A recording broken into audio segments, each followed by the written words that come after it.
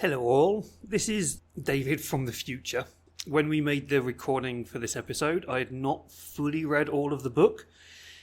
For Old Gods, it is quite a large book. As we say, it's 420 pages long. I'd gone through most of the character creation, the rules, and the background lore as it's listed in the book. I had not gone through the ciphers, and I had not gone through kind of the two scenarios at the end of the book, or the back matter, as they call it, fully. So, some things we will say in this episode are not strictly correct. In the back of the book, there is a page that lists a load of non-fiction references for guides to Appalachian curiosities, witchcraft, conjuring, and folklore, the history of the region from the view of both the settlers and the Native Americans. So there's a big list. There's a list of places there that you can actually go find things out. This is not well referenced within the text of the game itself. This is why I was unaware of it. But there's a nice list there of a load of non-fiction books. There's a load of fiction books. It's poems, essays, movies, musics and audios to kind of get you in the mood as well. So I do apologise about that. Also, we make a comment about there not being much on the kind of folklore of the magic of the green within the system. There's actually quite a bit within the ciphers themselves, but again, you have to kind of look for this information. It's not a system of magic per se, but the ciphers, and we'll come into this in the next episode when we look at the rules and we look at character creation, they are items that you gain and lose throughout the game. This is not the animistic magic of going out, finding the herbs and creating tinctures and things like that. But within the cipher table, we do see actual connections to the old folklore of the Appalachians that has been brought over from Europe. So you've got things such as the apple head doll, blue moon pie. There's a load of charms in there, chicken feather brush, mud dolls, passkeys, midsummer bundles, witch cake, snake bite tinctures. So there is some stuff in here, and as this is Monty Cook, and you'll hear throughout the whole thing, there are notes along the side where it does give you a little bit more information about these. So it's still, some of the points we do make are still relevant, but there is information within the book, but you have to look for it. It's not straight there in the magic section. You have to go to the ciphers and the the artifacts to kind of discover some of this information, and then you have to read around things. So, for example, if we pick, where has it gone? The apple head doll, which is a thing from the region and the time that was brought over from Europe. These are dolls. You can have one which is used to keep you quiet, or one that is used to, how to say this, keep something of yours safe from somebody else, I suppose. It's called Applehead Doll, Not Yours. These are cloth dolls, usually carved with a dried apple for the head. So it's kind of like a really small pumpkin head doll, but it's an apple, or kind of the traditional, not the traditional, but a take on the, not pumpkins. What did they use in Ireland before they went to America and got pumpkins? Turnip heads. So these things do exist. So you can find them, but you have to look for them, as I say. So I do apologise about some of the comments where we say there's not much folklore and there's not much information on the magic. There is. You just have to look for it. And it's scattered about the book. It's scattered about the ciphers, and there's 100 ciphers in the book, each with a very small passage, like 2 or 3 lines, 1 or 2 sentences about what the cipher is. Big apologies. And anyway, on with the show.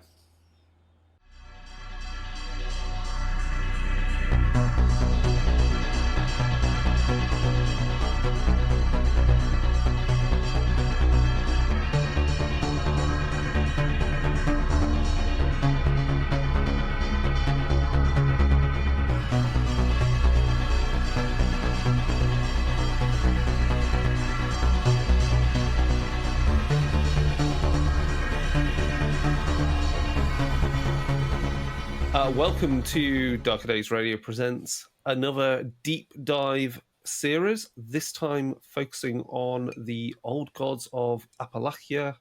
It's Appalachia, not Appalachia. It depends. Appalachia. Yeah, let's get this right. Anyway, yeah, we're looking at that game. So over the next 3 episodes, we'll be looking at starting off with a setting review. We'll be looking then on the next episode, we'll be looking at character creation, and then after that, we'll be looking at doing a short let's play. So we'll play through that, and then obviously, so this is similar to our previous mini series, our deep dive, which we did on Imperium Maledictum, and we've got on the books. We want to do cults in future. We want to do some of the other smaller games, which will be really quick to go through. Things like Cyborg or any of the Borgs. Any of the Borgs we can do, and other things like that take our interest. And of course, if you've got a game that you are interested in, maybe us exploring what fits our kind of horror wheelhouse, then please suggest it to us. You can get in contact with us. All that information will be at the end. So before we get into this, let's have a quick gaming news wrap up.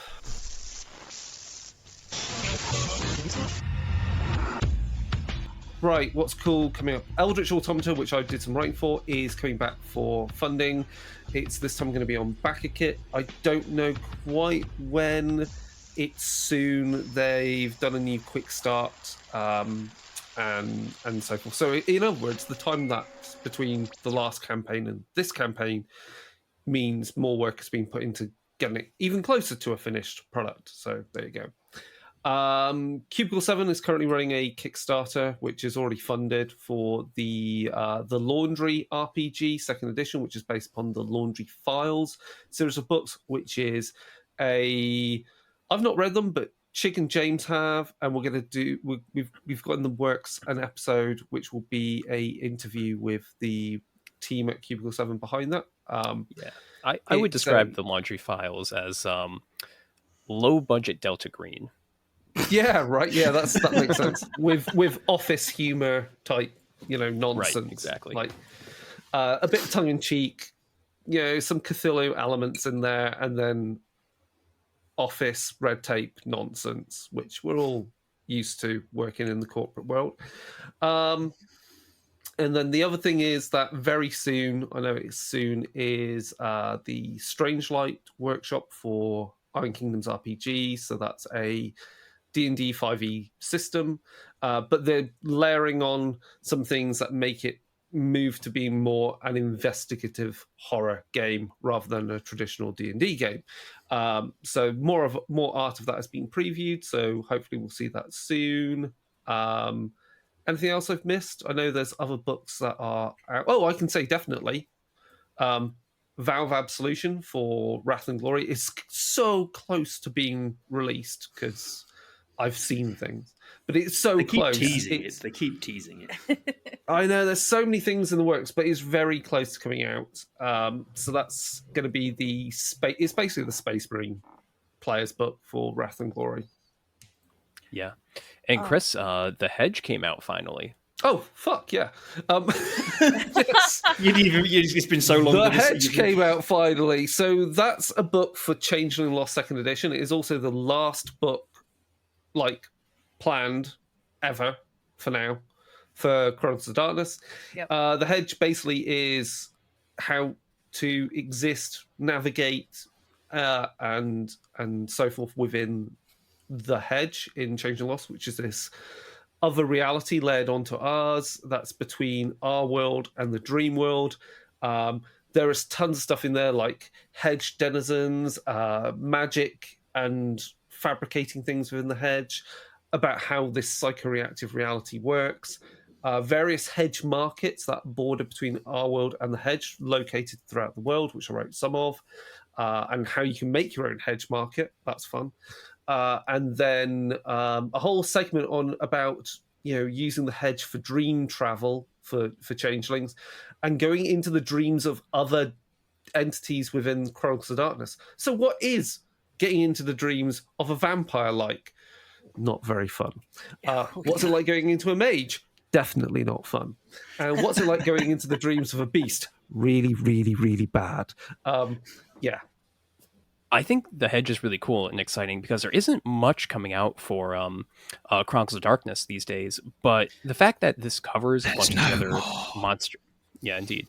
The fact that it covers a bunch of other monster types in that setting it's really nice to see that everyone's kind of getting some extra stuff. I definitely want to pick this up and check out what's going on for the Promethean dreams. I can't remember what I wrote for that. Honestly, it's been that long. I can say that for Vampire, it was really interesting because it essentially allowed. It always comes back to the thing where certain splats really work well as allies, and you can definitely see how a vampire in torpor can use its dreams and have changelings go in and out and go, hey, here's the latest news updates while you've been asleep. Oh, and please don't let your beast self kill me in your dream. That kind of thing. But otherwise, good fun. It's nice to see a book that actually connects them all well together, rather than just they exist in this universe but are not fully dealt with. And I'm certain while I try my best, I know it's like getting the metaphysics of Chronicles of Darkness right is difficult, because there's the dreams, there's the dream realms that mages can get into, which are slightly that changelings can't get into, and then that's that freaking deep dream realm that beasts, the beastie things exist in. And it's just like, it's so complicated. So we didn't get. It's obviously it's angled more at changelings are going to get into someone else's dreams. How can you make this fun? Yeah. Crystal. All right, a couple of things. First, start following Cephalofair Games if you're interested in Gloomhaven. The RPG is now moving along. All of our final drafts are in, and they're going into the development phase now. So all of the stuff that I have written is going off and will be adjusted for everything. So if you're interested in that, please go and follow Cephalofair Games and follow Monica Paprocki, who is the marketing individual for Cephalofair Games, as well as, I want to make sure I pronounce her name correctly, Danielle Lauzon Harper, who is the developer. So that's for that one. And then the Black Ballad, which is what happens to your party after a total party kill. And now you are in the Deadlands. That is now being fulfilled to Kickstarter or BackerKit backers, and so will soon be up for sale. The PDF has been out for quite some time, so please check that out. That's a project that I wrote on as well. I just remembered another thing that I don't know if we covered it because I knew it was coming up, but I'm trying to think when we last released an episode and recorded. So, because this was like March 8th, so this is mostly that month. The last month we didn't release anything. So, Inheritance of Embers for the Eldari for Wrath and Glory is also out, which I wrote on. Nice. So, yeah, we can play as Rukari. Huzzah! Right, I think that's all the interesting game releases. I think also there's a new vampire stuff out, isn't there? Is there something new for vampire? Oh, There's the relationship Crimson thing? Gutter. No, Crimson Gutter, which is a Yeah. Chronicles book. So Ah. we might look at that at some point ourselves, see if it's useful. Because I think, is that mostly the most recent scenario type book they've put out? I want to say yes. I Yeah. know that there are some city books that are in the future. Yeah. Not sure which cities they are, but I know that they're being done. But yeah, I think this one is a punk hack version for setting, making Cool. it Okay. grittier. Right. That's all the gaming news I can think of. That's possibly relevant to anything we might run any time soon, or episodes coming up, or stuff that we've worked on. So let's get into the main topic.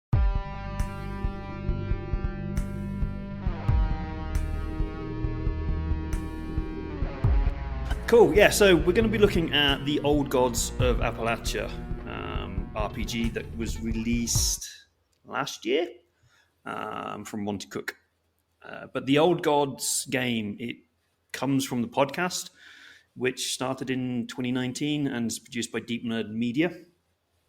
It's a horror anthology story set in rural Appalachia in the eastern US after the First World War. Though the podcast does jump around times, most of the setting material in the book is set for like the 1920s, like late 1910s, early 1920s. But you can also time jump within it.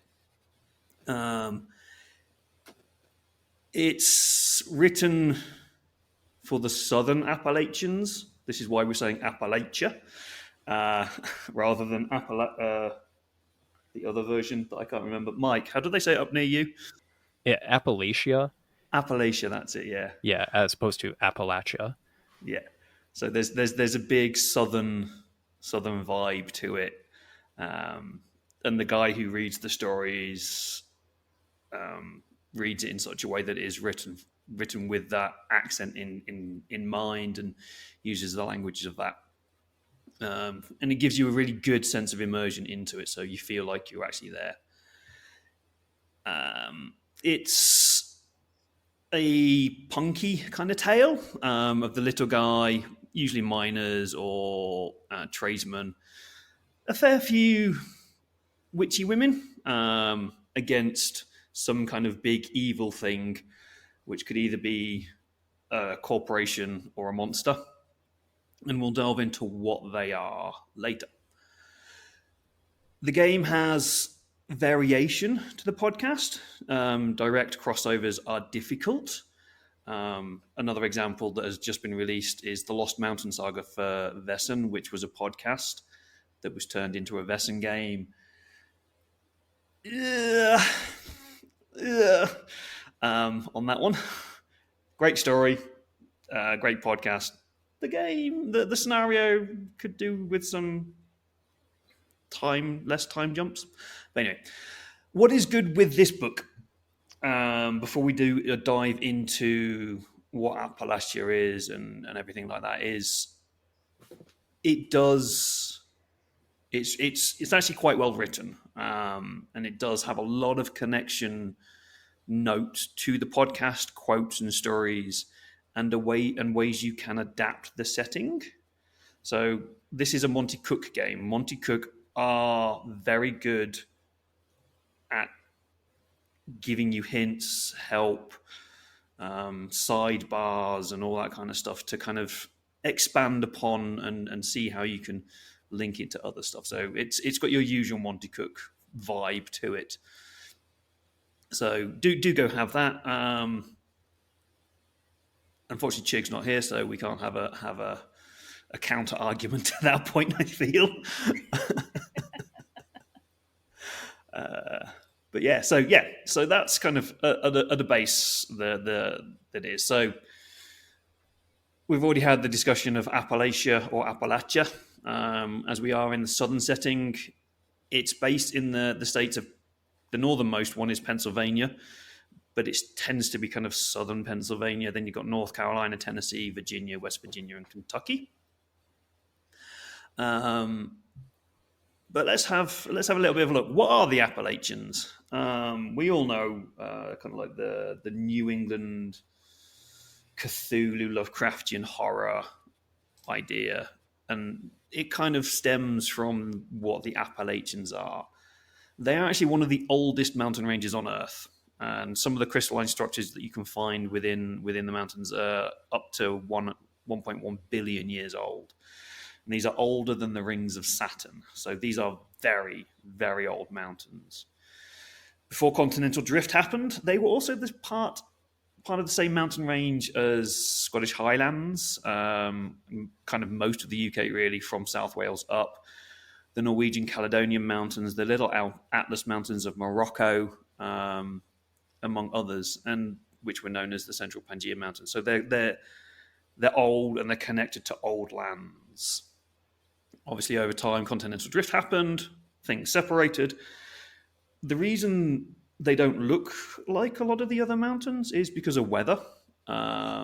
So they are low mountains, they've eroded over geological timescales.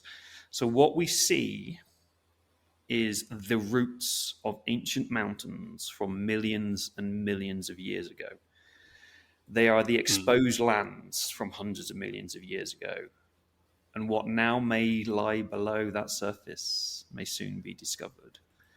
So, yeah, we've got a bit of boring history there. And then it's like, oh, hang on a minute. These are old. And these are the roots of old. It's pretty crazy when you go and look at some of like the information boards you have at some of the mountains around here in New England. Those show you that these mountains that you're climbing, which feel pretty tall, have eroded 80%. Yeah, that's how much material has been lost. You're just looking at the bottom 20%, basically. So they usually have, weathered tops with nothing growing on them. It's kind of just a bald peak, for example. And yeah, you really are just seeing this ancient thing that's been slowly weathered away. Yeah. And I like the kind of image because when we come into kind of the story a bit, you've got all this weathering and stuff, and you are eroding it, and that veil is thinning. So I think that's kind of a really nice tie-in to what it is. For this episode, we're going to look at the history and of the setting of the region, only a little bit of kind of connection to that. We're going to focus mostly on the horror. There are sections in the book that detail the landscape, the weather, the flora and fauna, but not in the way that we would want them to, I suppose, and we'll come to maybe that later. So, history of settlement, history of Appalachia. But first of all, as this is southern states and the game is set at the turn of the century, people's ideas were very different today. Now, the podcast handles this very, very well, and it does look at racism, and it does look at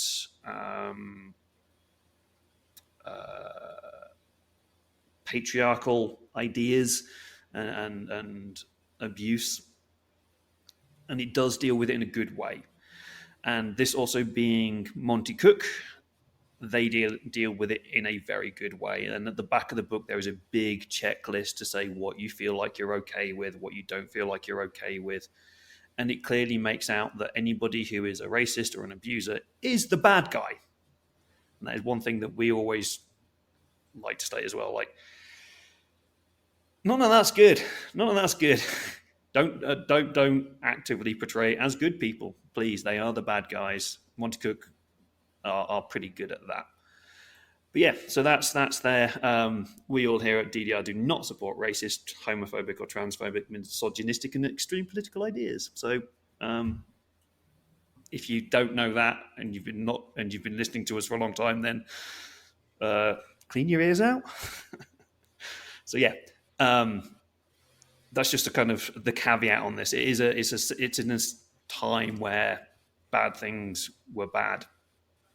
So yeah, I'm sure the the old gods and entities being dug up from the mountains really don't give a shit about people's bigotry and what's important to them.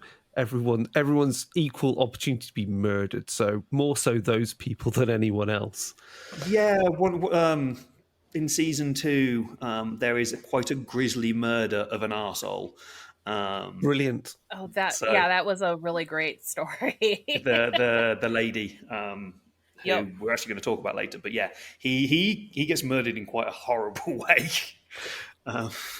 And just thinking on that point, I guess because of, and I'm sure you're going to get into this with when you get into the history section, because of where it's set, and the fact that the whole concept is, you know, ancient things, old things coming back and influencing the present. That surely is a point of being able to contrast how what within the game terms are the current bigotries and issues versus, you know, Yeah. are concepts which are in some respects quite alien then to the cultures and peoples and societies that existed well before Western civilization, you know, European colonizers. Yeah. Yeah, it is. I think one of the key things that runs through the game and the podcast is this idea of change and things moving forward and things being different, and you've got to somehow take your old ideas and morph them into how the new world is growing. So there is a very, very big idea of change, and obviously the ideas of bigotry and things are changing at that time, and we have very, very different views now. So yeah, it's for me, I think it's kind of one of the key things is change within this. So, and yeah, we'll delve more into that as we go along. And talking about, so we're going to do a very, very quick history lesson of the settlement, because you are dealing with 1910 to 1920s. It is mostly white settlement. But how did these people get here? So this is actually quite key because it kind of tells you where the culture comes from and where the beliefs and ideas come from. So understanding kind of the roots and the settlement will help you understand a little bit of kind of why English people are assholes. So at the start of the 18th century, it was a home of mixed nations from the Shawnee and Cherokee. I'm going to pronounce this one wrong, to the Iroquois. Iroquois. Iroquois. Yeah, and you're close, yeah. Yeah, that's pretty good. and Powhatan. But then the white folk came, because that's what we like to do in the late 1700s. And it was mostly Scotch, Irish, English, German, French, and Spanish who were fleeing religious persecution from home because they were extremely pious, kind of extreme religious ideas. And as the book says, they pushed, clawed, claimed, and massacred their way from the Atlantic coastline to the Appalachian Mountains, crawling deeper and deeper into the hills. They were a homesteading group of people. They homesteaded in the mountains where the temperate climate, deep pine forest, hollers, and hills reminded them of the land that they had left behind. Small communities arose, and yes, there were blacks and Native Americans, and they did find a place within these communities, and they even became prominent members in some communities, despite that deep-rooted racism. Communities grew up and were tight-knit, but also culturally diverse, built up of independent family groups. So we've got multiple different European groups coming in there, and we've also got blacks and Native Americans who are part of these. So it's very, very culturally diverse. But as whenever you move somewhere, you look for places where you've got local resources, streams, rivers, natural junctions in valleys, and hollers. At this point, I would like to ask Chig what a holler is, but Chig is not here, so him being the Did you, southerner. did you find out? Because I looked this up. Yeah, Yeah, I know what one is. I know Okay. what one actually, is, but Chick I thought probably wouldn't know what a holler is because Yeah, they I don't was have from them in Texas. Texas. Yeah. So, Uh, does anybody want to jump in on that one? yeah, Mike, do you want to jump in? Sure. As I understand it, a holler is just like a creek, or as Chig would pronounce it, a crick. Actually, I think crick might be the pronunciation commonly in at least in Virginia and West Virginia. Don't quote me on that, but I remember when I was down there, some people using crick. I'm pretty sure. But yeah, it's just a Yeah. not It's really like a big river, but like a small, like probably a- fast moving. It's like a valley that it's the valley that the crick or creek runs through. Yeah. As far as okay. I'm It's the aware, actual like valley, because yeah. it's like the valley part. Oh, because it's basically it's hollow. It's hollow, Yeah. but pronounced as holler. Yeah, all right, that makes Hollow. sense. Yeah, it's a really small valley carved out by a small stream or creek, from what I could gather. When I first read it, I'm like, is it a gorge? Is it something like a gorge? I'm like, no, gorges are quite deep, cliffy things, but this is just like a gentle valley with a small river down the middle of it. And so yeah, there's loads of them in there. It's a term that is used throughout the book and throughout the podcast series. Haints and hollers is quite a thing that is said quite regularly. But anyway, moving on.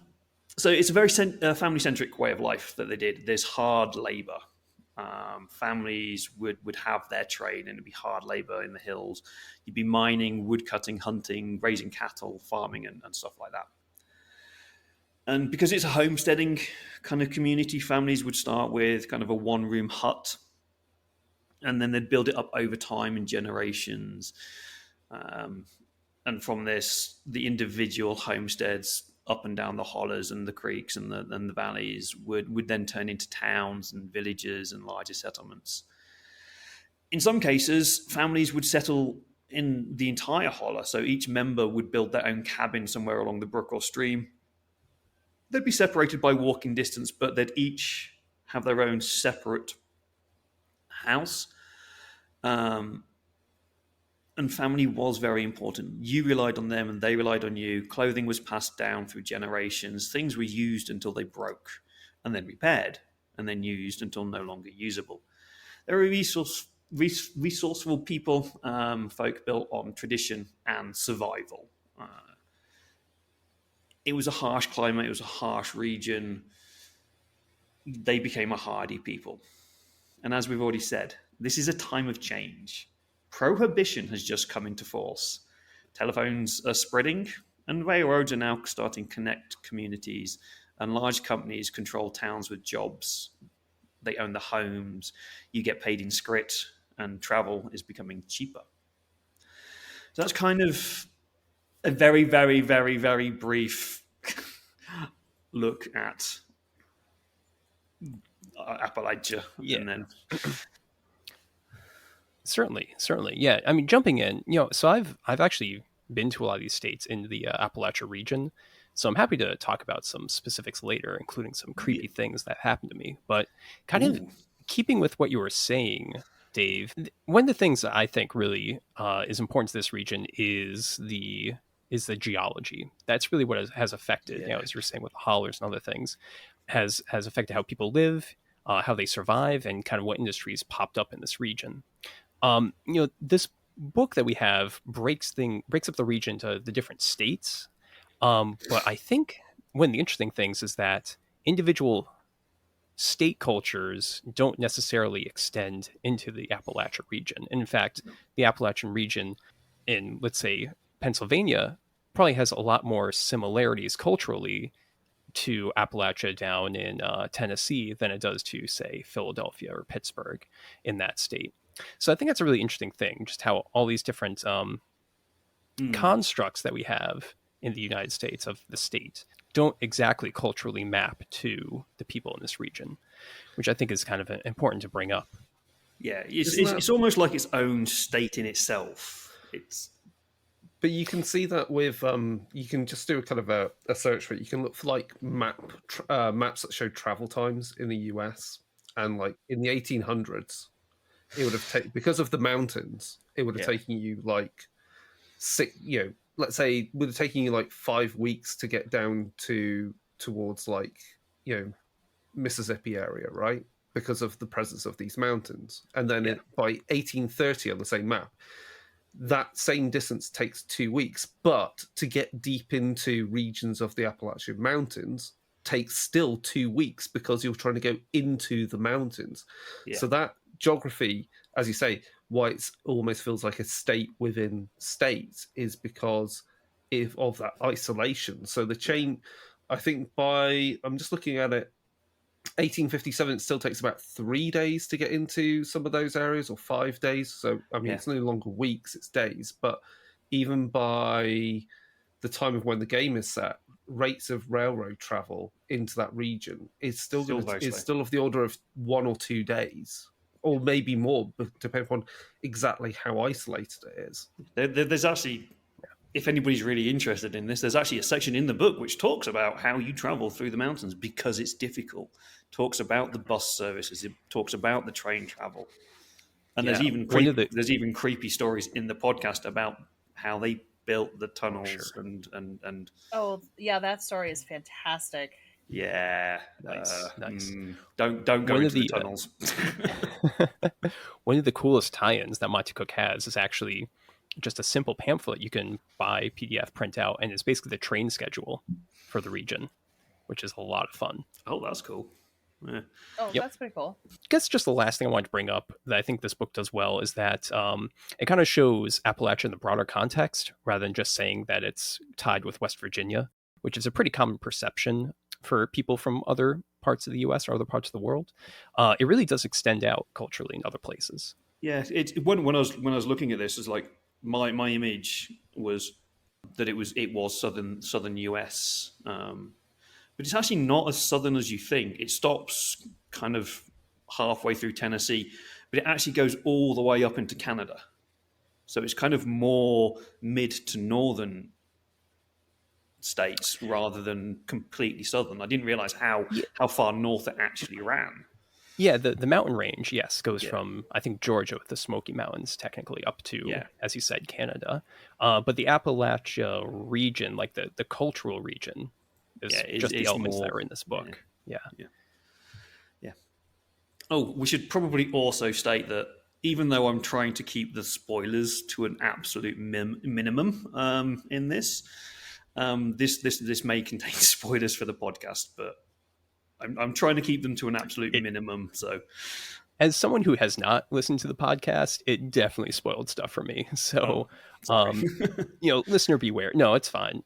It's the book. It's not you. It's the book. Yeah, the book is different to the podcast, but there because it was released halfway through season 3, I think. So it was written during season 2, released halfway through season 3. So there's no spoilers about season 4 in there, luckily.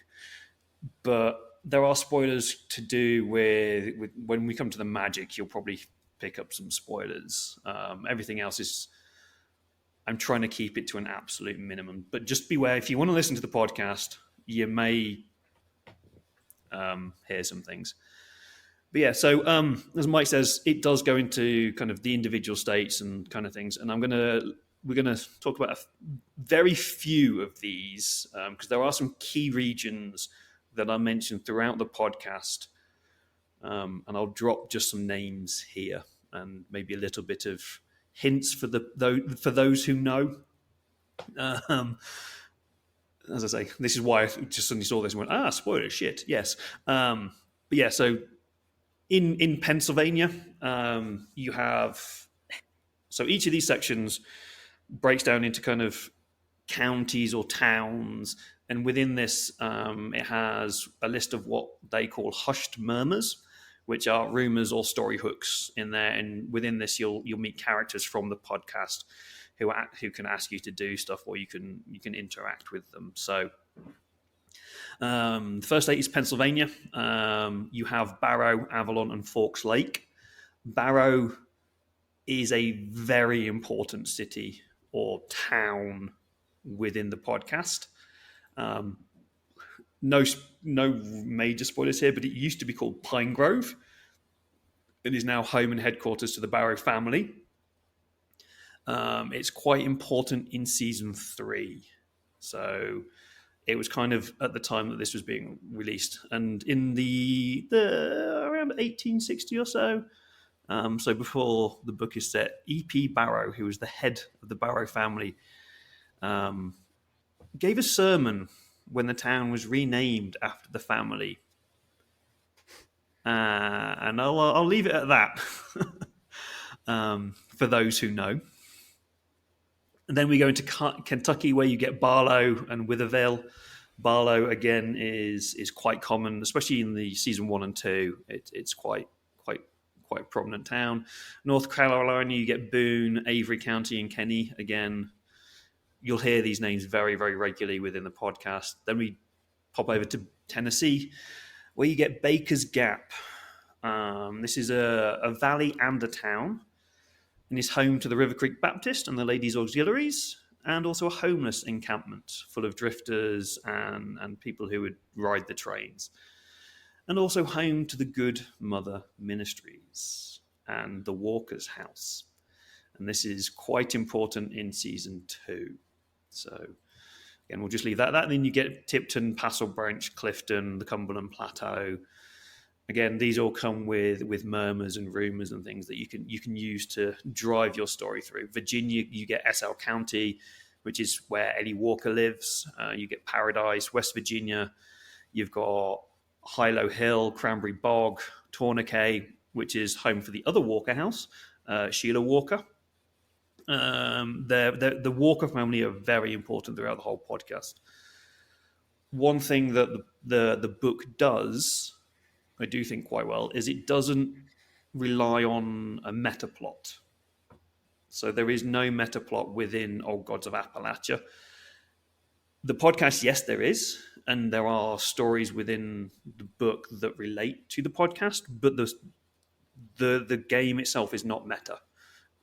You can fit yourself into all of the characters from there, and you can fit yourself into the stories if you want to. But you can also go off and tell your own stories. So there's no overarching thing that you need to know everything. And also, you can go to Bower County and you can go play with some snake handlers if you want to. They may or may not be good people.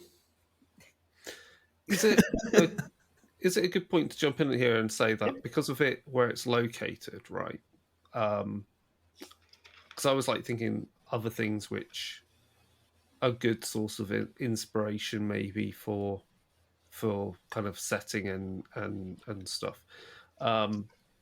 Is the Silent Hill series of games could likely be a good source of ideas because they're all set. Because Silent Hill itself is in-game verse is set in Maine, and then in the film they relocate it to West Virginia, and it's based though on Centralia, which is in Pennsylvania, which is where that has they burnt the roads. The coal mines basically are still ablaze since 1980, and that's what caused a ghost town. But it just feels like ripe for if you want other examples of that kind of Silent Hill could easily be a modern version of Old Gods. Yeah. Really, Absolutely. Just a modern setting. One of the towns you mentioned, which I'll just go ahead and say is Barrow, definitely gave me Silent Hill vibes reading about it and kind of knowing what happens. Yeah, very, very, very much so. Barrow is Silent Hill. But cool. Less fire, more creepy. But yeah, it's when you kind of read through it, and if you're aware of other games, stories, and things, there's a lot of inspiration taken from all over the place. You can quite clearly see where they get their ideas from. Mm-hmm. But yeah, so the next thing that runs through that's kind of important as a setting thing is Barrow and Lock Mining and Railroad Combine. And each of these towns, each of these counties has very strong connections to B&L. It's a big thing running throughout the Yeah. seasons. They own everything. Yeah, that's what it seems like. They've got pretty much all the mines in the region. They've either started the mines or bought them up. Yep. Their rail lines are just spreading everywhere. And it's not just a monopoly, it seems like. It's kind of a metaphysical cancer in a lot of ways, wherein a lot of the residents of these towns that have been taken over by Barrow and Locke, or BNL as it's sometimes called, they seem to be these kind of emotionless, tired husks. But one thing that's kind of alluded to, I'm not sure how true this is, maybe, Dave or Crystal, you can kind of jump in, but it seems like the further you get from the headquarters of Barrow, there's a lot more of these residents in these towns that get more uncontrollable and violent, and bit of a problem for the setting. So that is both a combination of, here's my history interjection here. That is both a combination of some magic influence, but also the fighting for unionization that happened like throughout all of these companies in the Appalachian region. Like they were one of the biggest places to start unionizing because of all of that stuff. And so that like anger and violence and stuff like that is fed from two outside sources meeting each other. It's a theme that and runs starting through those the flames. book. It's a theme that runs through the podcast as well. This whole, as we said at the beginning, this whole thing fighting the big corporation. BNL in this setting are that corporation. So you can use them if you want to run a game of this, and you want to go into kind of more personal horror.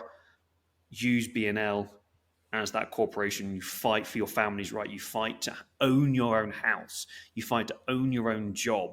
You fight to earn US dollars rather than scrit, and stuff like that.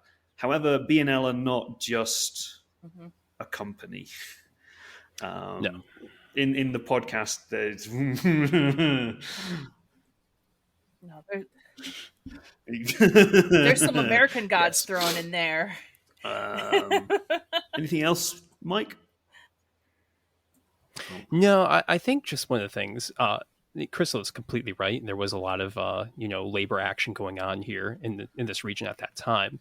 One of the craziest examples, which is not talked about in this book, but I would be careful about actually using it in your game, but there was actually a situation where the United Mine Workers Union Association literally fought against the U.S. Army while they were attempting to strike. So there's a lot of crazy history in this exact time period in this region. There are families that are still alive from that fought in that. Yep. Which is why you want to be careful. It's not this with region, but you've got things like the Pinkertons are arriving and turning up. And obviously we've seen modern news resurgence, so do be careful with these ideas, as you say. But right, so that, I suppose, gives you an overview of the regions and kind of things and the history of the place. Let's delve more now into a little bit of the creepy stuff, the stuff that we like here, that's less political and more cosmological. So the book states, and I'm going to say this straight out rather than where I put it in the notes. The book states that it has a very big section on magic and what the world is and how it interacts and things like that. And you go into it and you find it, and it's a page and a half. Now, for the setting, when you listen to the podcast and you read through it and you hear all these wonderful things, you think, oh, cool, there's going to be an amazing deep dive into the cultural and rural folklore and folk magic and all this kind of stuff, and you get very little. And considering this is such a big part of not just the podcast, but the region itself, I feel they really missed a trick here. Yeah. So it's definitely I think it's a cool concept, that's discussed in obviously the podcast and discussed in the, half a page in this book, wherein the magic is coming from the land rather than ritual magic, which I'm sure Dave will kind of get into. I don't know why there isn't a more complex system here. Obviously, we're going to be talking about mechanics next episode. I wonder if part of that is due to limitations of the kind of pre-built cipher system, and they just wanted to stick with that rather than trying to make an entirely new system. So for me, it wasn't so much Yeah. that there's no system for it, because there is a little bit of a system, as you say, with the ciphers and stuff. There's no description of the magic, how you do it, what you do. Ciphers, because this is obviously Monte Cook's ciphers. Ciphers are objects that you get to use to do things. It's not like I'm going out and I'm going to perform a divination using these herbs and this thing and that thing. There's none of that description in here. There's none of the description of the folklore of the plants. So what herbs do I need to go out? What plants do I need to pick? What mushrooms are safe? What ones aren't? It misses a very big key part of, to me, what makes Appalachia so different as a culture to the rest of white America. It has a very distinct folklore tradition, and it's missing in this book. I don't know whether that's because they're going to bring it into in when they do more stuff, because we've just found out that there's going to be a new book coming summer, Deep something or other. What's it called? I don't remember what it's called, but Yep. no, that's us. Deeper dives. Deep something, but yeah. So No. deeper still. It's deeper Deeper something. still. Yeah, so there is another book coming. Whether that they're going to dive into Deeper it in still, there we go. they've left it for that, remains to be seen. But I do feel that they missed a trick here. But that may be because of the way they wanted to promote it. So I have a couple of ideas on why that might have been missed. And it's because when you have a writing team, right, not everybody is going to be an expert in that subject. And it is very possible that while the writer of the podcast knows folk magic, he may not, or they may not, can't remember which one. He may not actually know how to put that in game terms. And so that might have just been kind of glossed over because you don't want to give folk magic, especially Appalachian folk magic, can be very dangerous because you are working with plants that are poisonous and can kill you. Yeah, so like they may have been like Monty Cook may have been like, we don't want to make a how-to on how to unalive yourself. So I can see some of the things as to why they wouldn't have done some of that, but there's still more things they could have added, like the whole making connections with like the threads of why they are using certain plants. So we use this certain plant for this tincture because this tincture will make us do this one thing. And actually there is a bit in the book that will explain, actually might answer why they've not given the folklore of the plants, and I'll come to that in a minute. So there might actually be a reason for the plants, but it was I'm re-going through the podcast again because I've not listened to it for ages, so I thought I'd just redo everything. And there's an episode in season 2 with Cowboy, who's a child character who weird things happen. And he goes to the walk. So spoiler for anybody who's listening. This is not a spoiler for the story. I'm not going to try and spoil the story, but there's a divination that happens with Cowboy where one of the Walker sisters, I think Marcy, takes an egg and runs it over his body to work out if anything bad is within the body. And this is a well-known, not just Appalachian, but also an old English, Scottish form of divination. But we don't even get that in the book. So it's just, there's just things that they could have just put small little things in, like they've got throughout the whole book, like little side notes, just saying in season 2, episode blah, they do this, to give you hints. But anyway, that's my biggest foible about this whole thing. I think one of the things another way you can probably think about this and the way it's written as a book is it's basically Call of Cthulhu in Appalachia. And we'll come to those Cthulhu vibes. And the other thing that I want to point out, which is that magic is separate from religion. And this is a big thing. Yes. That's an actual thing, because you have Catholic and Christian practitioners of magic, because magic is older than their religion. Yes. Yeah. Even though this is early 1900s where everybody is Christian, the grannies, it's called Granny Magic. I love that. I love that. I think is so a brilliant much. name. I love the fact that they've called it Granny Magic. Even though there's this, and you get all the Baptist church and you get all the Pentecostal stuff going throughout it, Granny Magic is still very much a thing, and nobody talks about it. They're like, we know who you need to go to, but we ain't going to tell you what's going to happen. I'm just going to go visit my auntie because I've got problems. Everyone knows it, but nobody says it. So, yeah. It's kind of like what would happen in England and Scotland and Wales and Ireland and France and Germany in the 16th and 17th centuries, and it's starting to lose it in the 18th, 19th century because of industrialization and not the Reformation, Enlightenment and things like this are going off in Europe, and the people who've moved to Appalachia are people who are still holding these traditions, and they're not being influenced by this massive shift in thinking of Europe. So they're still, it's your cunning folk kind of idea. But right, so we've had our rant. Hold on, I'm just going to jump in on something on Granny Magic. It reminds me of something that I watched recently, which is another maybe monster film to go watch as inspiration, because it does feature Granny Magic, is Pumpkinhead, because that's in and around Appalachia. Yeah.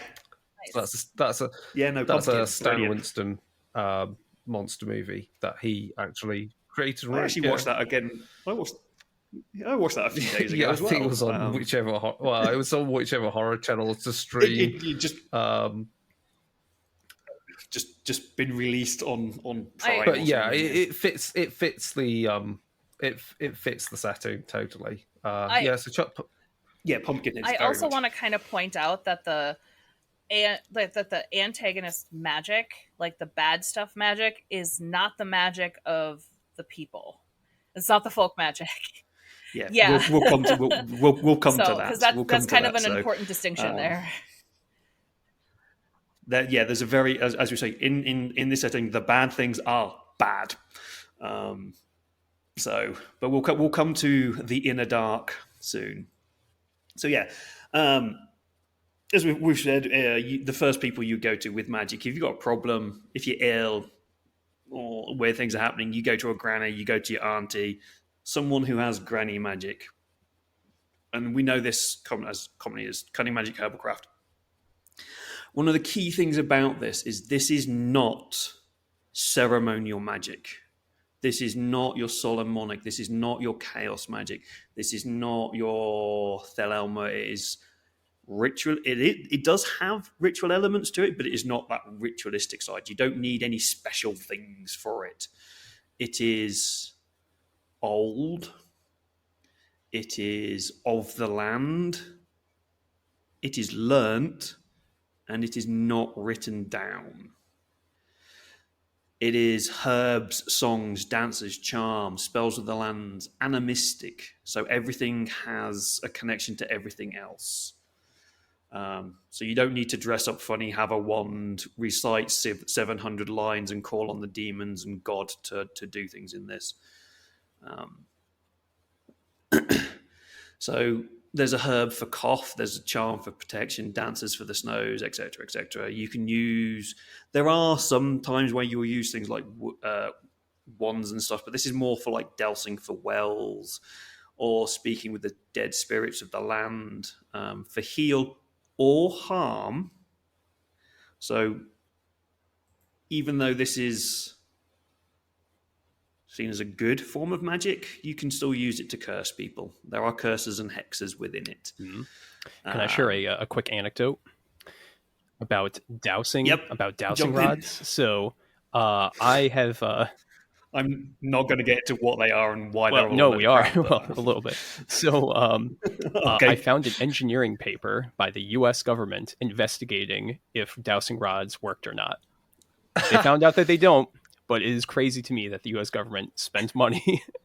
Wait, Just check. They're like, just check I- this. We don't think it works, but maybe. I can top you on that because Oh, bring currently with the state of the privatization of all of the waterworks in the UK, I don't know why it was ever privatized. Because no other country does that. It's a weird form of right. privatization. Yeah, but it's also a weird form of privatization because it's still owned by the government, but it's private companies owned by the It's a weird. monopoly. You can't just change who your provider is just like that. It doesn't change shit anyway. No. Beside the point. Thames Beside water, the point that yeah. UK waters are filled with shit and all the fish are high on coke. Is yeah, seriously. Yeah. Anyway, It's a thing. even recently, and I don't know when recently, but fairly recently, dowsing rods have been used by, I think, Thames Water to detect I was pipe gonna say, breakages. It's like, are you fucking kidding me? I know it was a big thing in the 80s that they would hire people to dance for breakages. And So stuff. I here's know a funny definitely in the 80s story. and stuff. When my parents were building their house, they used dowsing rods to find our well water, like where to put our well. So our whole house was built on dowsing rods. Oh, interesting. It's like, I think dowsing rods came out at the same time as the idea of ley lines. And ley lines, that whole thing is like a complete and utter fabrication, and completely made up around this kind of time as well. So like the 1910s, 1920s. A lot of stuff came out around this time because of a certain woman who made complete and utter sideward leaps in every way, shape, or form, and ended up with Gerald Gardner at the end of it. But Margaret Murray, you've got to love her.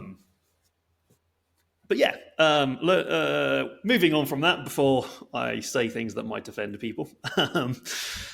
So we've got this. We've got heal, harm, fertility of the land and beast. So it's a very nature-based form of magic.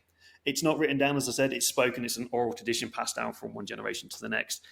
Each family line will have their own spells and traditions and cures and curses and herbal remedies and things like that. But even within the families, the spells will change and they will be different. So if you've got a family who lives in a holler and they're all spread out, maybe at the top end of the holler you'll get some flowers, so the granny at that end will use those herbs and flowers, and at the bottom end where the creek has turned into a stream and is turning into a river, you'll get different flowers, and so you'll end up with different things different where. So this is kind of maybe why we're not seeing a description, because the magic is personal. It's learnt through how you practice and what is available to you in the region where you live. Yeah. But it's just not well explained. Absolutely. I think they could have explained that better. Yeah, they could have explained it. I concur. Yeah. I do understand the what you're saying, David. I understand how the developers might have thought that as well, because it might be the kind of easy way out. But probably should have given us more detail or guidelines. You can still guidelines. Guidelines or examples or just something, or even just said we're not doing this because everybody does something different. The only reason I've come up with this is because I've talked it through with you guys now, and I'm like, maybe that's why they did it. When you were talking about this, in speaking, that's exactly what I was thinking. Like, oh, maybe that's why they aren't giving us much detail. But still, probably should have. So Probably should have said I don't want to something. beat a They dead horse have here. they have so many sidebars.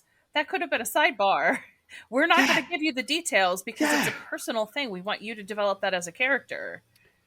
Ooh, actually, Crystal, from a development standpoint, there's a lot of sidebars and a lot of margins with text in them. If they eliminated a lot of those margins, do you think they could have fit in a magic system with more depth? So I will say yes, there's a lot. I will also say that some of the sidebars that they have actually are like, go to page 23 for this, because it wasn't in the text. And I do like that, because I know that like some of the Warhammer stuff also does that too. And I find that to be super helpful as a GM. Oh yeah. It's great. super helpful. Yes and no. I yes, there are a lot of them, and do I think all of them are necessary? Not really. Do I find them to be super helpful? Absolutely. Yeah, honestly, I'm just taking the piss here. But it's also the But as you say, there's a lot of sidebars as well. Almost every page has at least one. A lot of them are direct quotes from the podcast. I'm not sure all of them are needed. I think you could probably reduce this to an under 400-page book easily. Get rid of 18 pages. I think, what is it, 440? 418 pages, I think. Yeah, it's a big book. It's a very big book. It's very pretty. I'll give it that. It's very pretty. Right, anyway, moving on. So magic, as we're saying, it's a very much a life form. It grows and changes and is ever evolving. So this may be, as we say, maybe the reason why they've not included much information on it. So what is the magic? In this game, it is known as the green. Oh, excuse me. And this is the human magic. This is the granny magic. This is your cunning man magic. It's elemental, it's hollow medicine, it's granny and natural world, it's growth and decay. So because it is natural and it is based around nature, it's life and death, growth and decay. It has those elements to it. And there are it gives you example characters from the podcast are put into the book of people who will use this. So we have the Kudzu man, who's a big leafy greeny boy. He appears every now and then as either a helper or a not very helpful thing. He's elephant size, he's huge, and he's just a big cluster of leaves and vines. He's animated by the power of the green. Limited intelligence, probably a dog kind of level. But he can sense if a creature or human or thing has a respectful connection to nature, or if it profanes the earth and plants. So the purpose of the Kudzu Man is to obscure and tear down infractions against nature. So this is pretty much your angry nature spirit, who is called upon by the one of the witches. But yeah, it's huge. Then you've got the Witch Queen.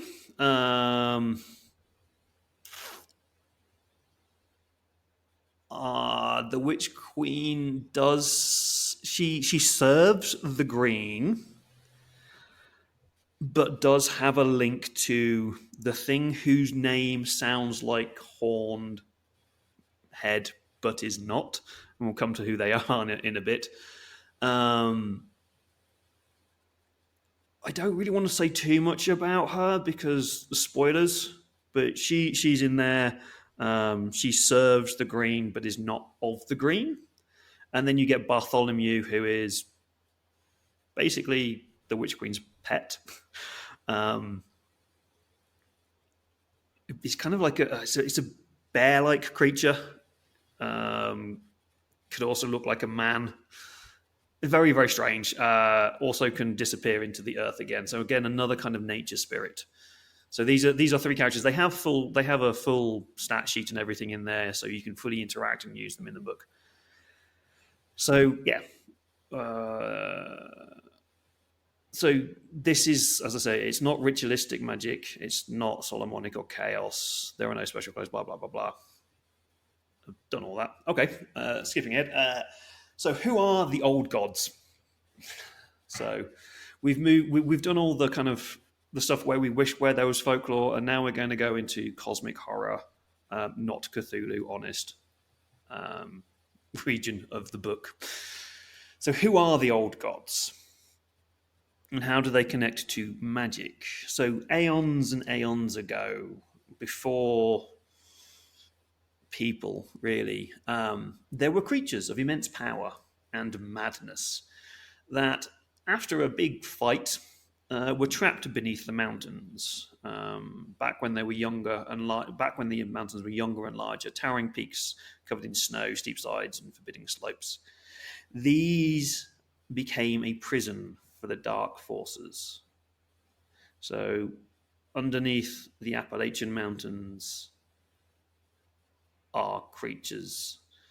This is a prison. Time has worn on, and the mad powers slumbered. But as with anything, time wears thin. As we've spoken about already, they're about 20% as tall as they were. So the mountains have changed. They are smaller. The walls between the prison wear thin, and those that slumber begin to stir. And they begin to call out to any that will hear them. And some have heard that call. There are creatures who have answered and now follow and serve to bring the land back to their masters, turning it dark and bloody. There are also those who can tap into this power. There are humans and there are beings and use the powers either for good or ill. So the green is not connected to this, but there may be witches or cunning folk who can also tap into this ancient cosmic power for good. It is power that is unknowable, and it cares and doesn't care what you want, really. But one that it still currently sleeps. You can kind of get a little trickle of it and things. You can make favors and bargains with these creatures, or serve them, but there's always a price. And don't dig too deep or greedily because, well, listen to the episode about digging a hole through a mountain and you might find out. Or you might find what is known as the things. So the things, these are basically the creatures and entities that connects themselves to those who sleep beneath. So these creatures who sleep beneath the mountains, who are prisoned. And they work with something called the inner dark. The inner dark is the power of these creatures. It is what they exist as. It is their magic. This magic is wholly separate from the green. This is your Cthulhu-esque, your Lovecraftian, your darker, deeper, unknowable power. So there is a hierarchy to these things. We have low things, middle things, deep things, and those who sleep beneath, or old things, for very simple naming techniques. So the low things, these are often mindless creatures. They're just servitors, hunting dogs, reanimated corpses, or unnatural wildlife. In the book, they give a list of examples. So you've got beasts of the dark earth, who are connected to the dead queen. They're weird living creatures of bone, death, fouled earth, plant matter, and debris. They're actually, I suppose you could probably use them something like Pumpkin Man, Pumpkinhead, something like that, but they're not intelligent. They're completely controlled. They're misshapen approximations of animals and things. You then get blank-eyed men. These are humans. These are mindless puppets. They are minions used for simple labor. They dress and look like normal people, but they feel no pain. They have blank eyes and slack jaws, no facial expressions. We then get hollow men, which are similar to blank-eyed men, but they can be more easily controlled, I suppose. They're completely hollow. They've got no mind whatsoever, and they're completely filled with the power of darkness. During the day, they look like normal people, but at night, they can become completely monstrous. And they are... trying to think of the word. Can't think of the word here. But yeah, they're inanimate dead and controlled by somebody. Sort of a revenant, I guess you could kind of say. That's the Kind word of a I was looking possessed for. revenant. Yes. Yeah, I thought these were kind of interesting. Yeah. Because obviously this book doesn't steal wholesale from folklore of the region, but this does have some kind of mythic resonance of some stories I've heard of, like the Men in Black in this region, where there's these kind of dapperly dressed individuals that are very, very peculiar, very strange, showing up to like harass residents of Point Pleasant after the Silver Bridge collapse, for example. It's interesting, but it's also kind of another level of the Revenants, obviously, and I think there's another one that'll pop up later. Talking about that kind of Men in Black idea of people turning up onto it, that's the Hollow Men are used in that kind of way within, especially season 1 of the podcast. They're used in that way, but they're also again used as muscle as well. So you get this kind of business side of them, and then, they've not done the business side. So at night they become this other thing, and then, well, good luck fighting them. So, yeah. We then get the hounds. These are hairless, blue-skinned creatures.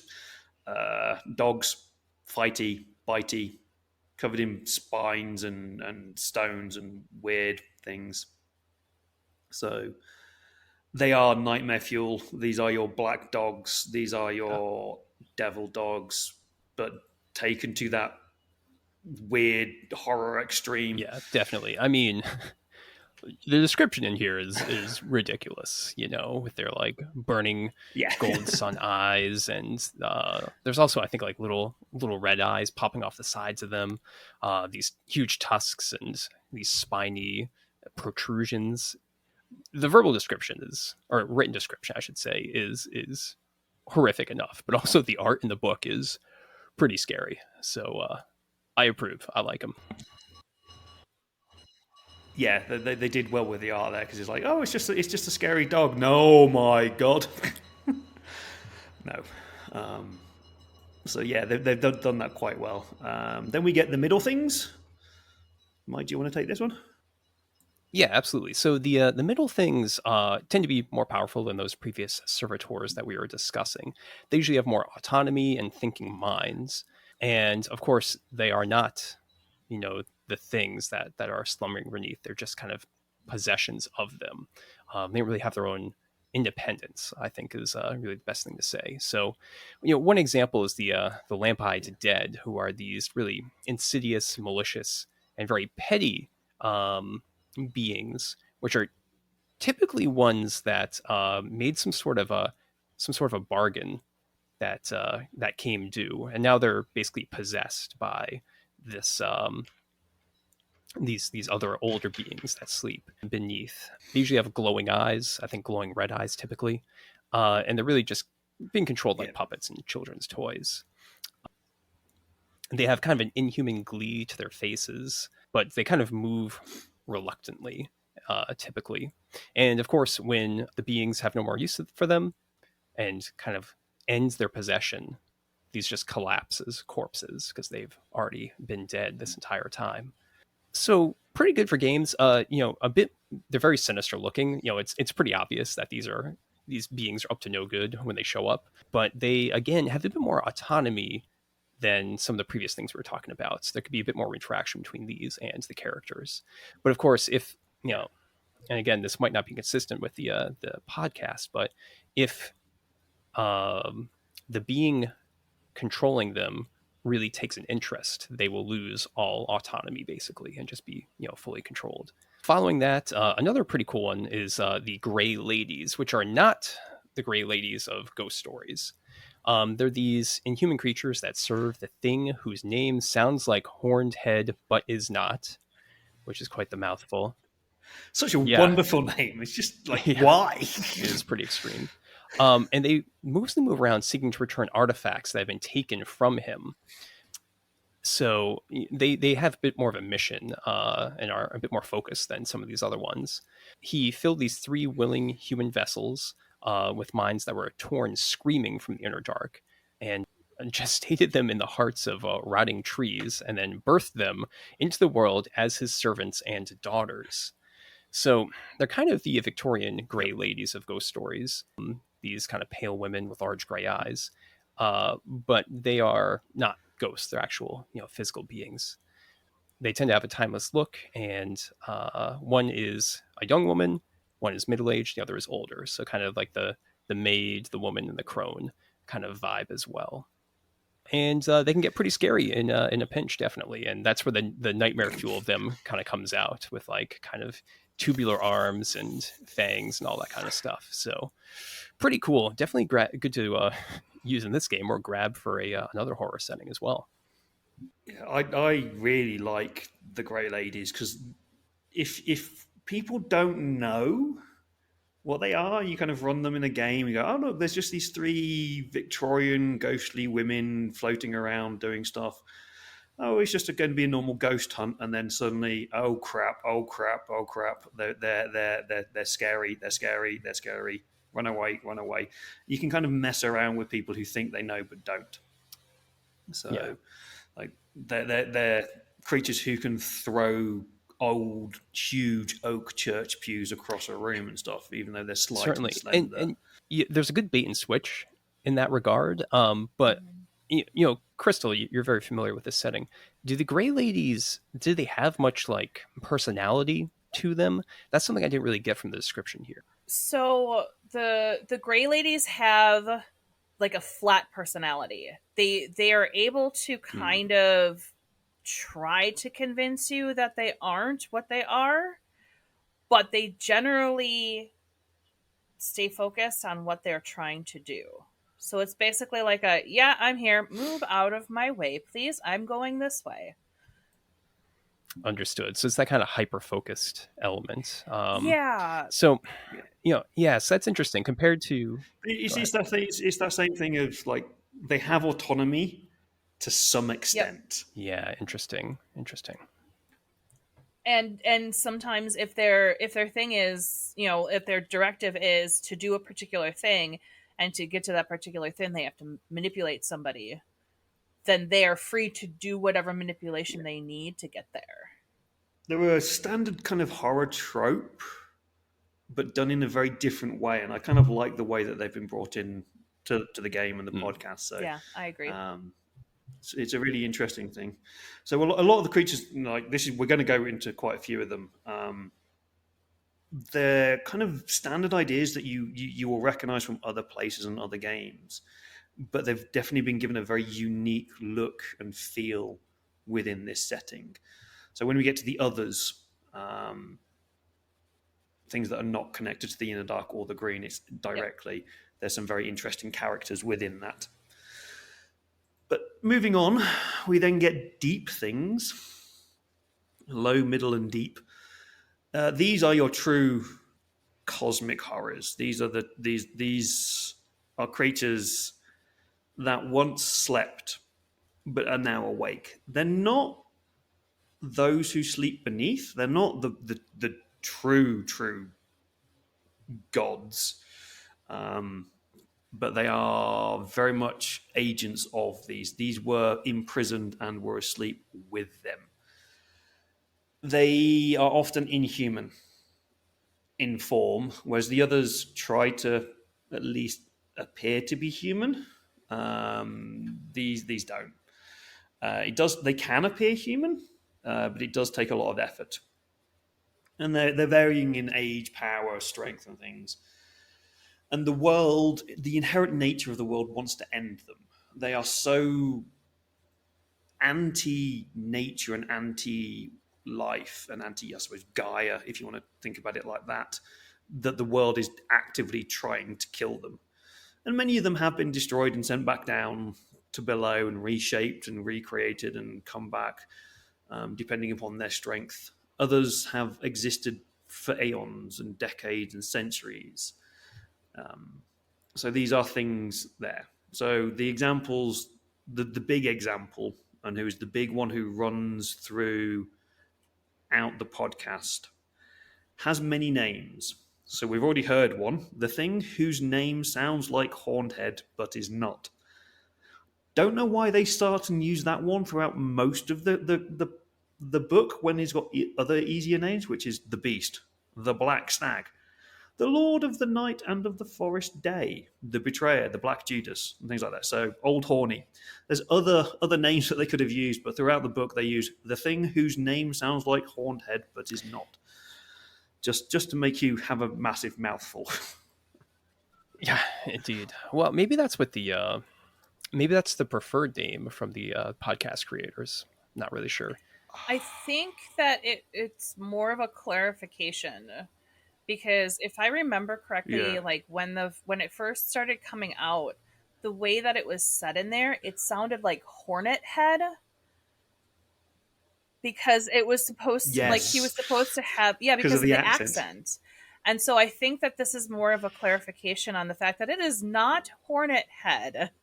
it probably was Horned Head, or something very similar to it, but because of the accent, everyone was mishearing it. Yeah, and getting more heart or the city below kind of vibes, and everybody running around with bees coming out of their mouth. Yeah, so yeah, he's got loads of names. He's very, very important. He is quite a strong character throughout. Definitely season 1, and he appears throughout the rest of the seasons. But he's very, very important. So, he's a creature that needs to be respected, feared, and probably avoided. If you see him, try not to interact with him, because then bad things are going to happen. He is don't run away, but don't engage.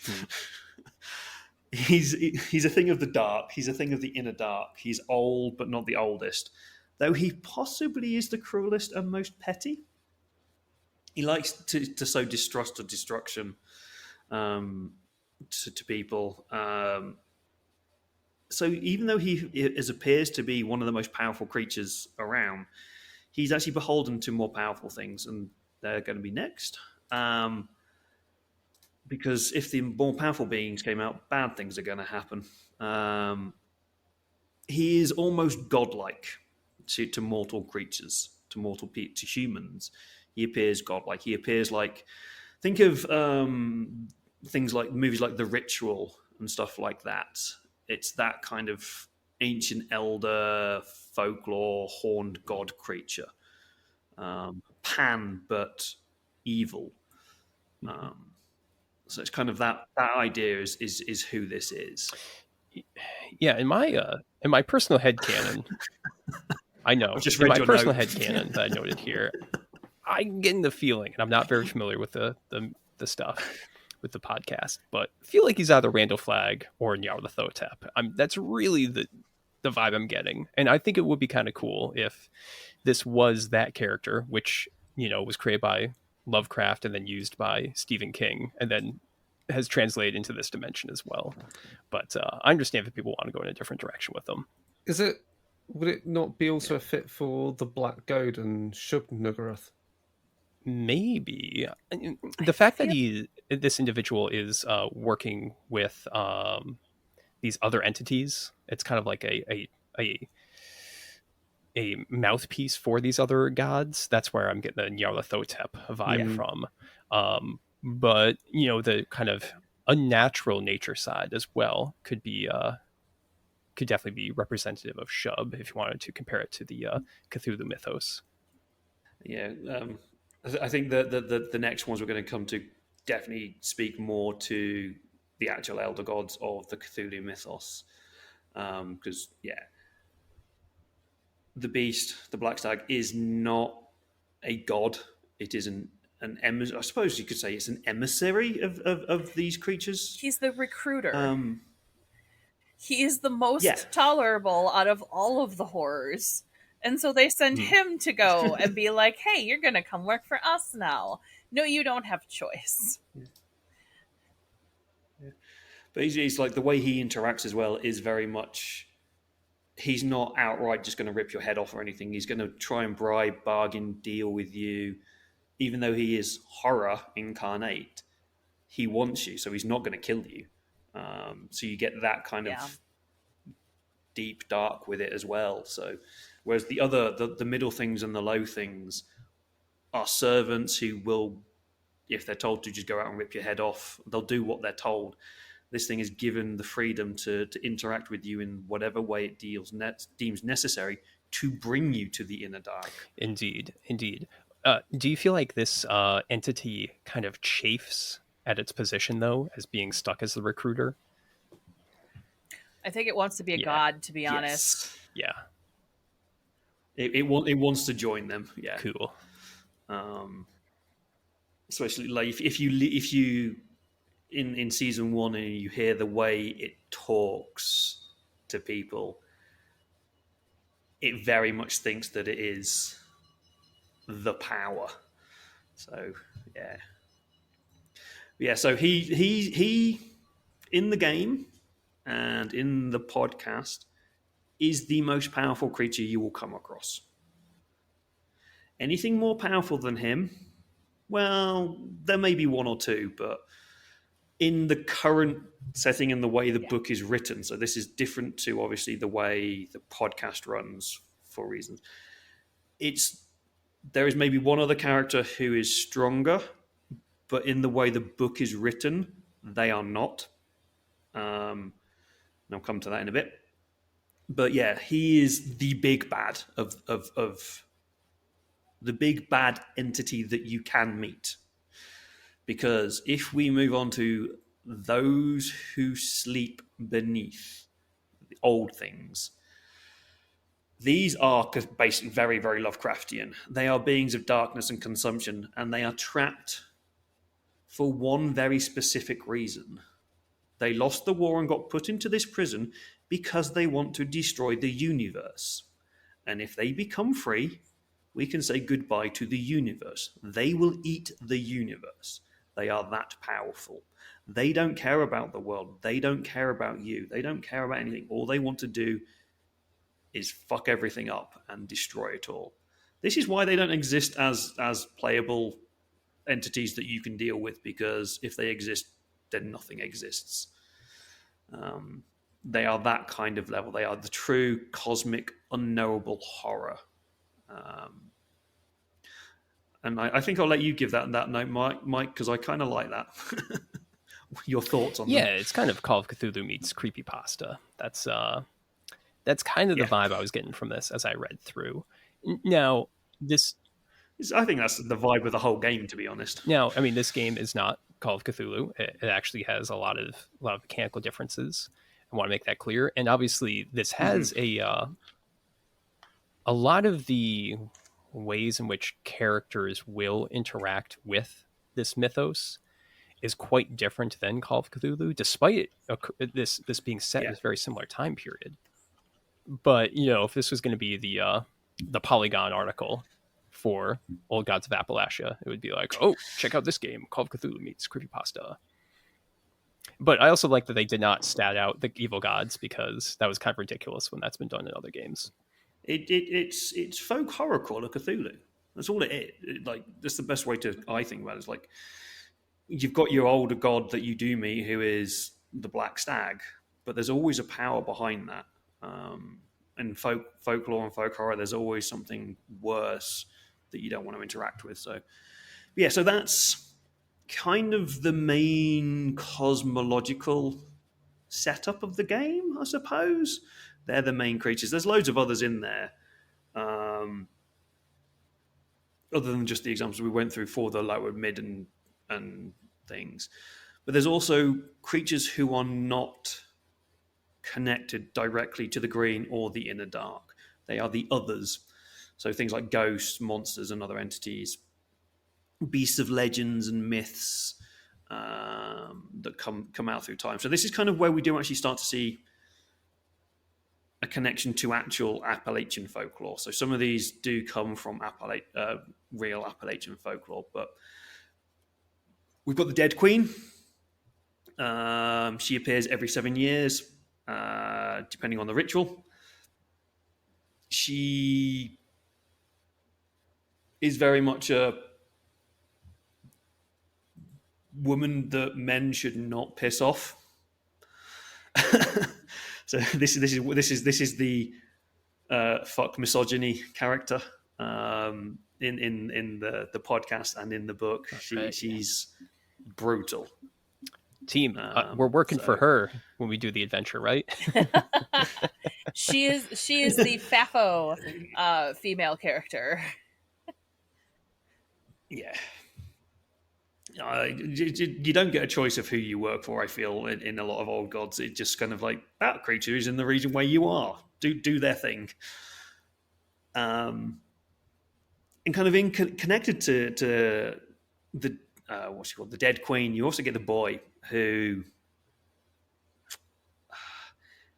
he's definitely a haint. Mm-hmm. I don't think we've explained what haints are for those that don't know. Okay, yeah. Do you want to explain what haints are, Crystal? Yeah, haints are very, very angry ghosts and spirits.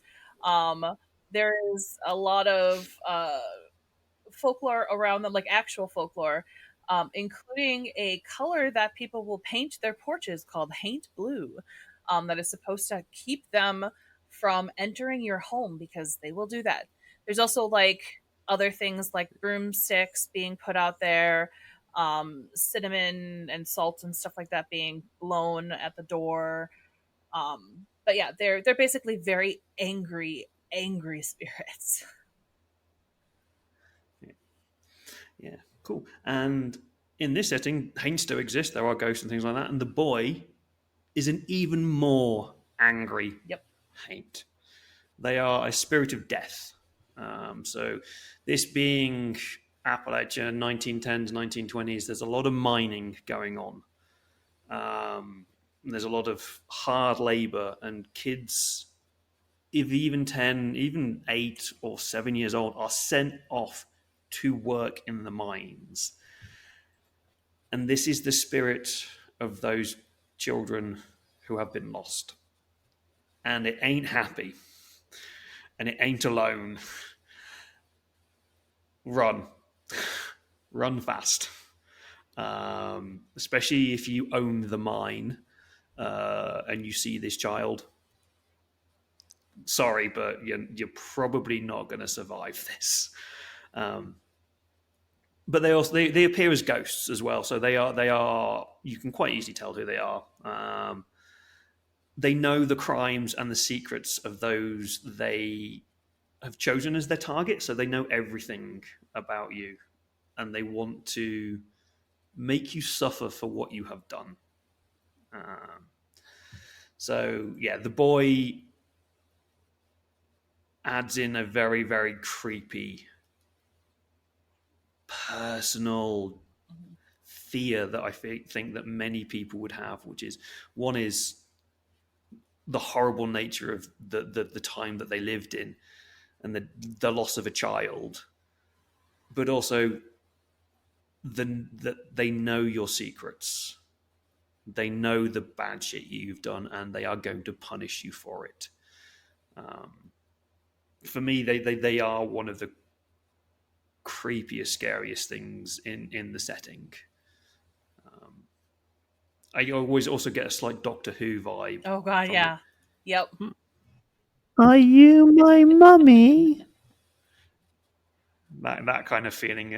If you want to kind of maybe bring it to a more modern setting, you've got that kind of idea with it. So yeah, that's the boy. I think we should only do 2 more here because there's a load more and we've gone on for quite a bit. I think the next one is quite an important character in the podcast, and especially in season 4, they become, especially at the time that we're recording this, they're going through some interesting life events. I don't know if Crystal is aware of what's going on at the moment in the podcast. I'm not. I've only been told roughly about it. I've not listened to it yet. It's been a bit. I actually have to catch up. That's actually one thing I want to start doing again. So yeah, I'm not going to spoil it for anybody, but yeah, they're going through some interesting life events.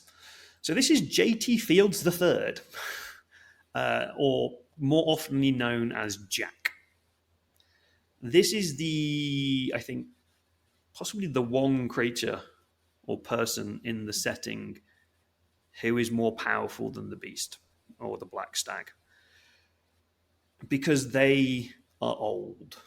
They are the oldest living creature around that is not trapped below the mountains, because they are the prisoner. Not the prisoner, the prison guard. That's the word. They're not the prisoner. The old ones are the prisoner. So yeah, Jack is the prison keeper. He was the one who looked after the prison. He was the jailer. That's the word I'm looking for. But he didn't particularly like doing that. So he's also kind of to blame a little bit as to why everything's kind of going the way it is. So he kind of got bored and wandered off and liked to travel. He's kind of your trickster god, I suppose, of old gods. He's your Loki. He's your Anansi.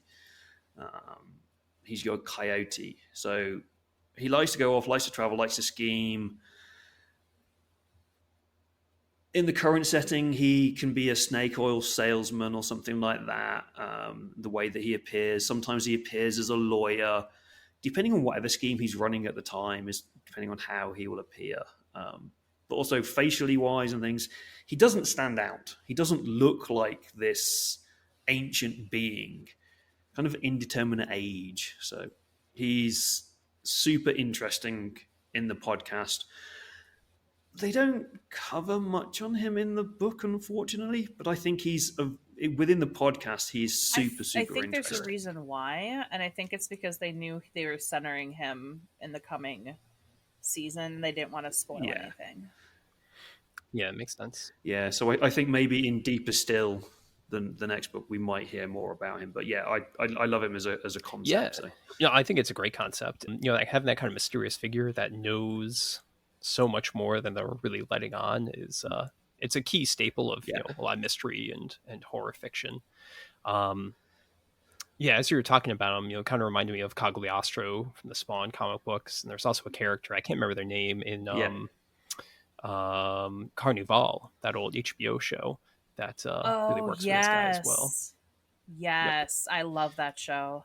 Yeah, and actually, again, Carnival fits in the same exact time period as this game, so could be good inspiration for a very different region. I think you could quite easily run that dark carnival idea with old gods, like have a traveling troupe going through the valleys and the hollows, visiting these towns, and yet they're working for the inner dark or something. I think it's a really fun idea. There was a cool Ravenloft source book called, I think, just Carnival, and that one had a troupe that was kind of imprisoned in this world, traveling from basically region to region, kind of helping things, but also potentially harming as well, which I think could be some pretty good inspiration for this setting. Yeah, I would agree with that. You could even jump into a classic Games Workshop game, Mordheim. You've got the Carnival of Chaos. Take some inspiration from there. Certainly, yeah. I miss Mordheim. So anyway, one more, and then we'll kind of wrap up and things, because otherwise we're going to go on for hours. I think the next one we can look at is probably the Railroad Man, just because it's quite it's a different kind of idea. This is the American Gods reference that I made. Yeah. So as I say, this is where you can kind of start seeing it's not just American Gods. It's also I think it's Dickens. Dickens horror. There's the railroad story from Dickens. So it's a mysterious, tall, elegant man who has a titch of grey at his temples, which, if I had longer hair, you'd see. And his beard is thin, but mine's not. So it's kind of what I would ideally like to look like. I suppose you can think of him maybe as looks-wise as a beardy, slender man from the 1910s in the way that he looks. He's smart dressed. He's tailored suit. He's got a familiar feeling about him. If you look at him quickly, you might go, I recognize you and things, but no, you don't. He walks like a foreman, confident and at home in the rain or mud. So like he's used to being outside.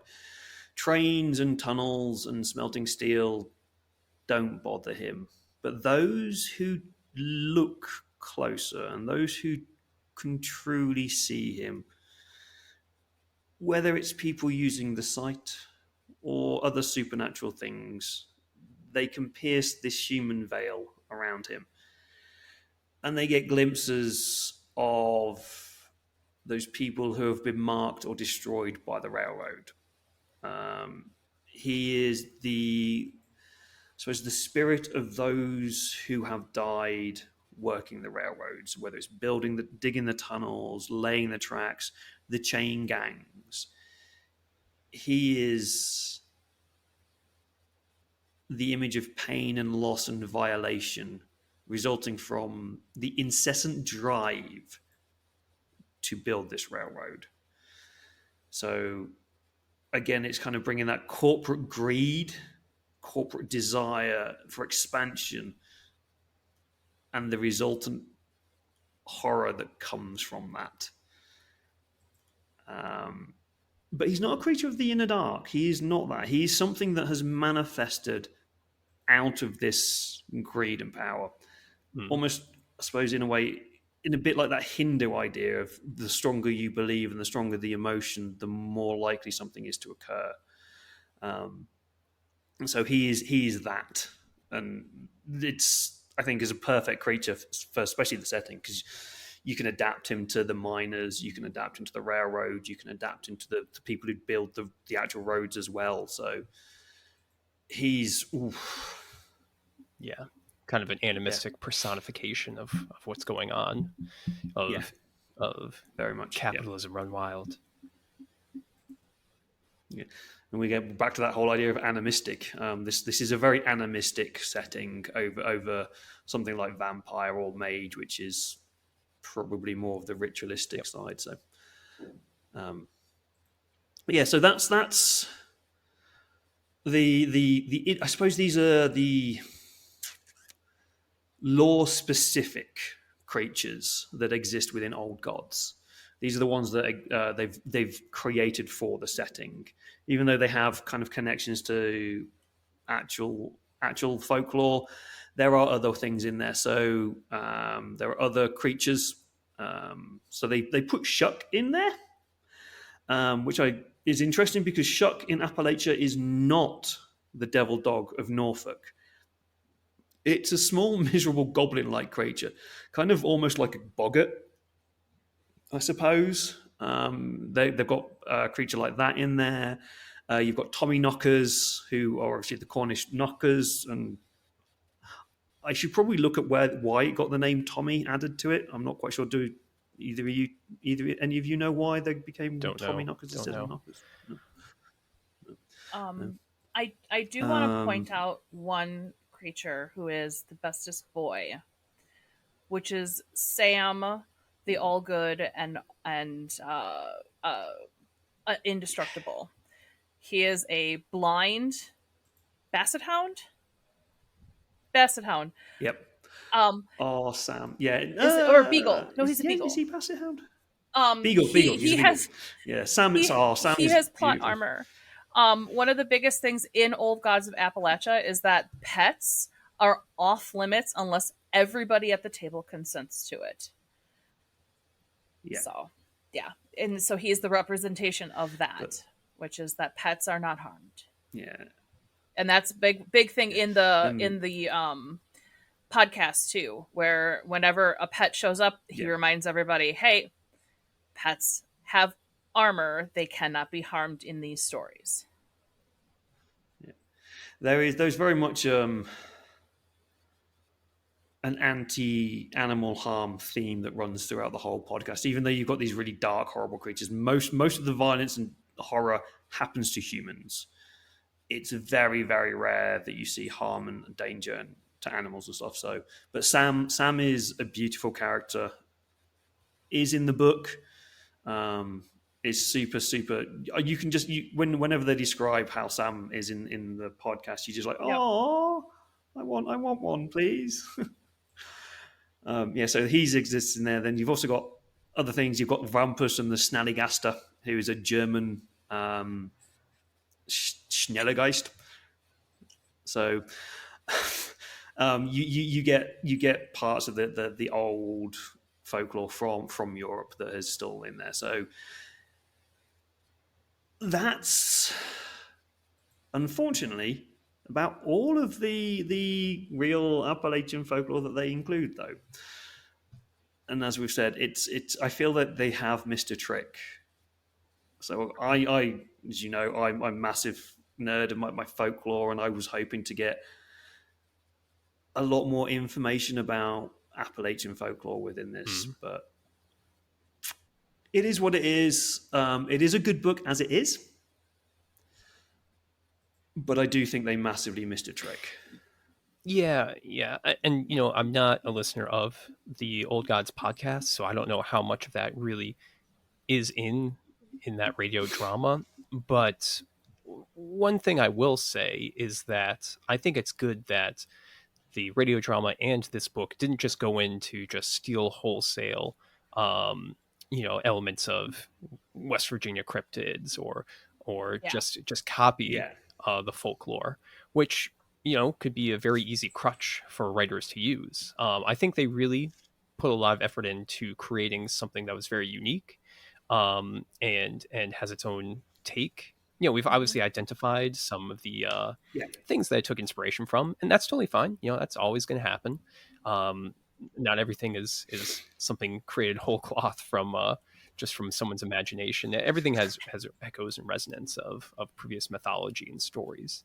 But yeah, certainly, as David pointed out, if you want to get that folklore information, you're just gonna have to look somewhere else. And there's plenty of books out there that explore this. Maybe for one of the forthcoming episodes on Old Gods, we should do a little research and see if we can find some references for people to check out for folklore.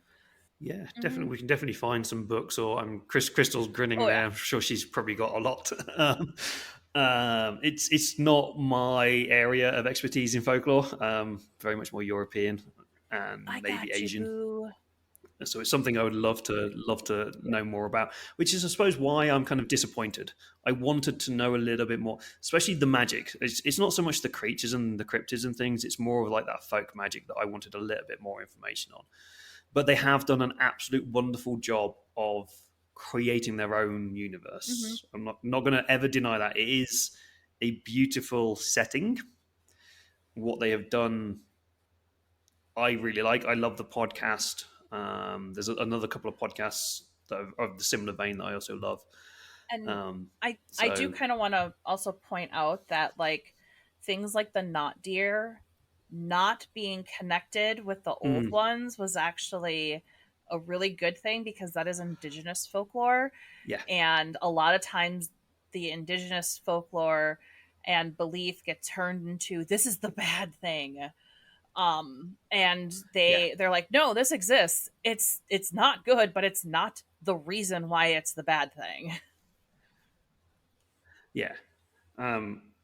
I think maybe one of the reasons, as you say, indigenous beliefs, and there are still people who live these lives within these communities. So it's still a living folklore. So you have to tread carefully when you try to bring these things into a game to not fuck it up.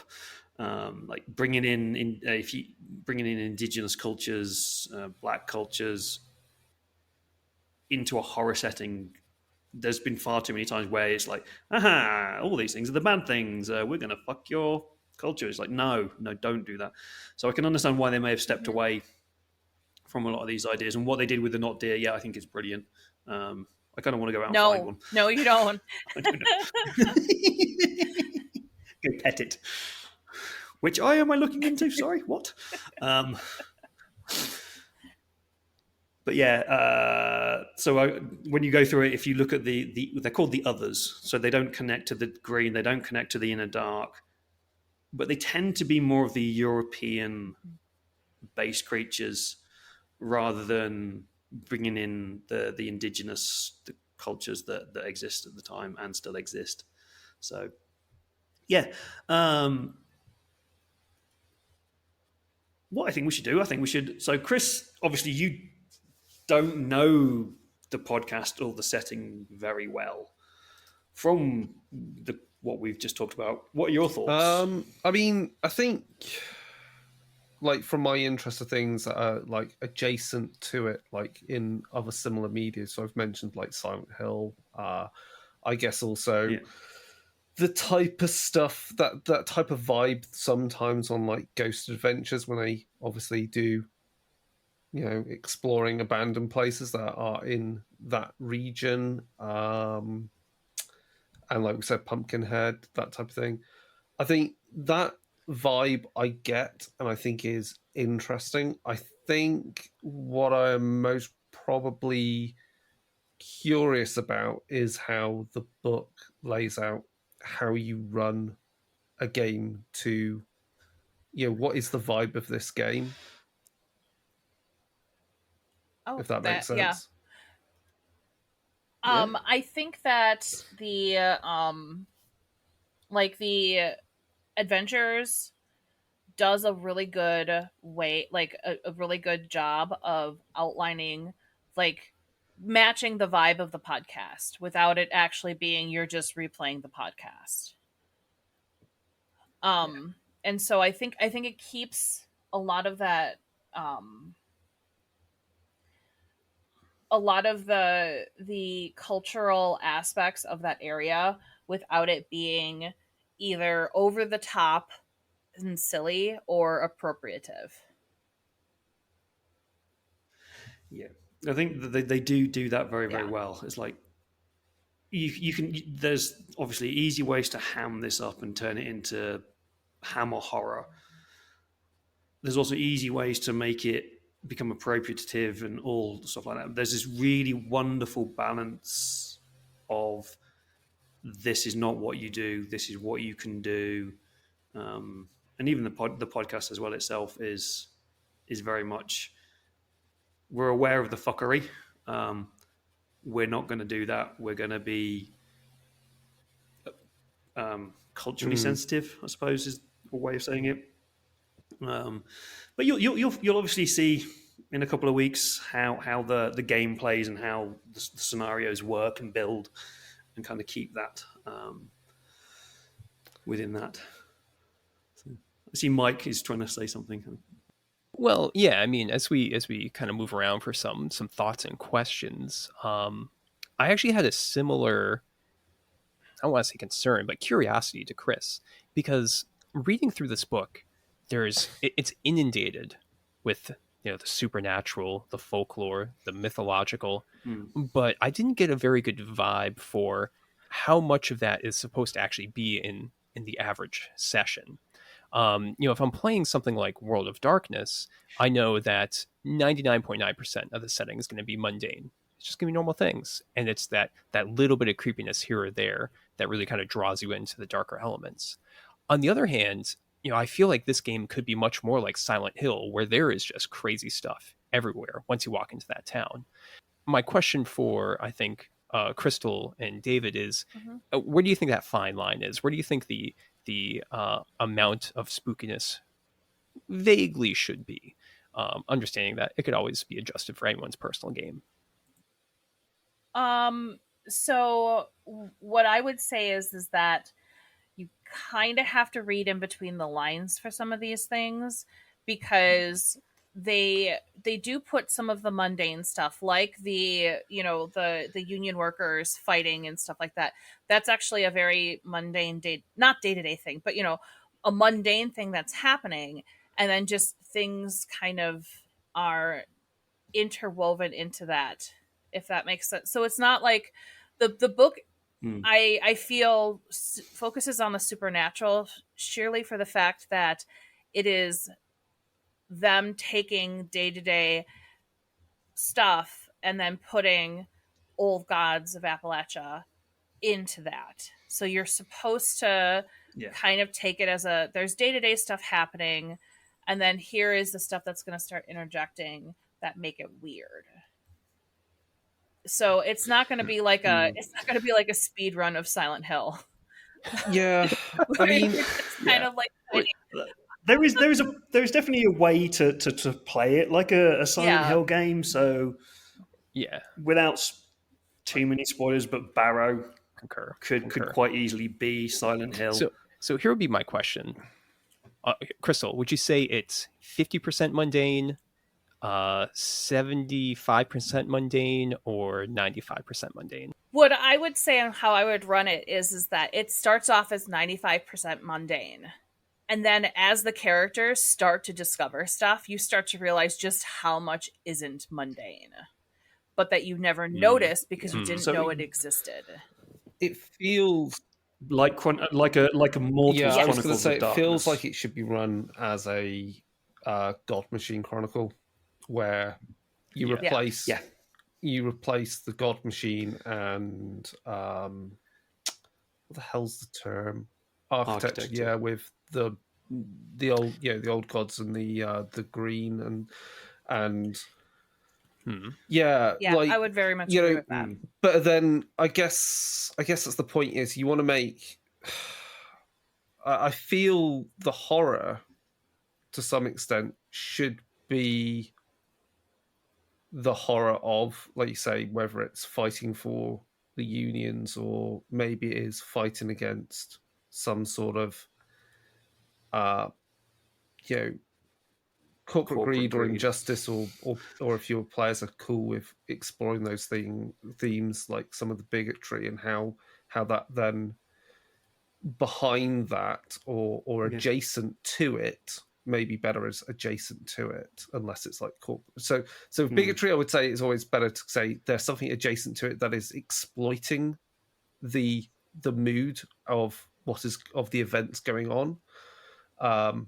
While if it's something that's more corporate and or industry or to do with money or just development, then definitely have something that's definitely woven within it that you just can't see until it's too late.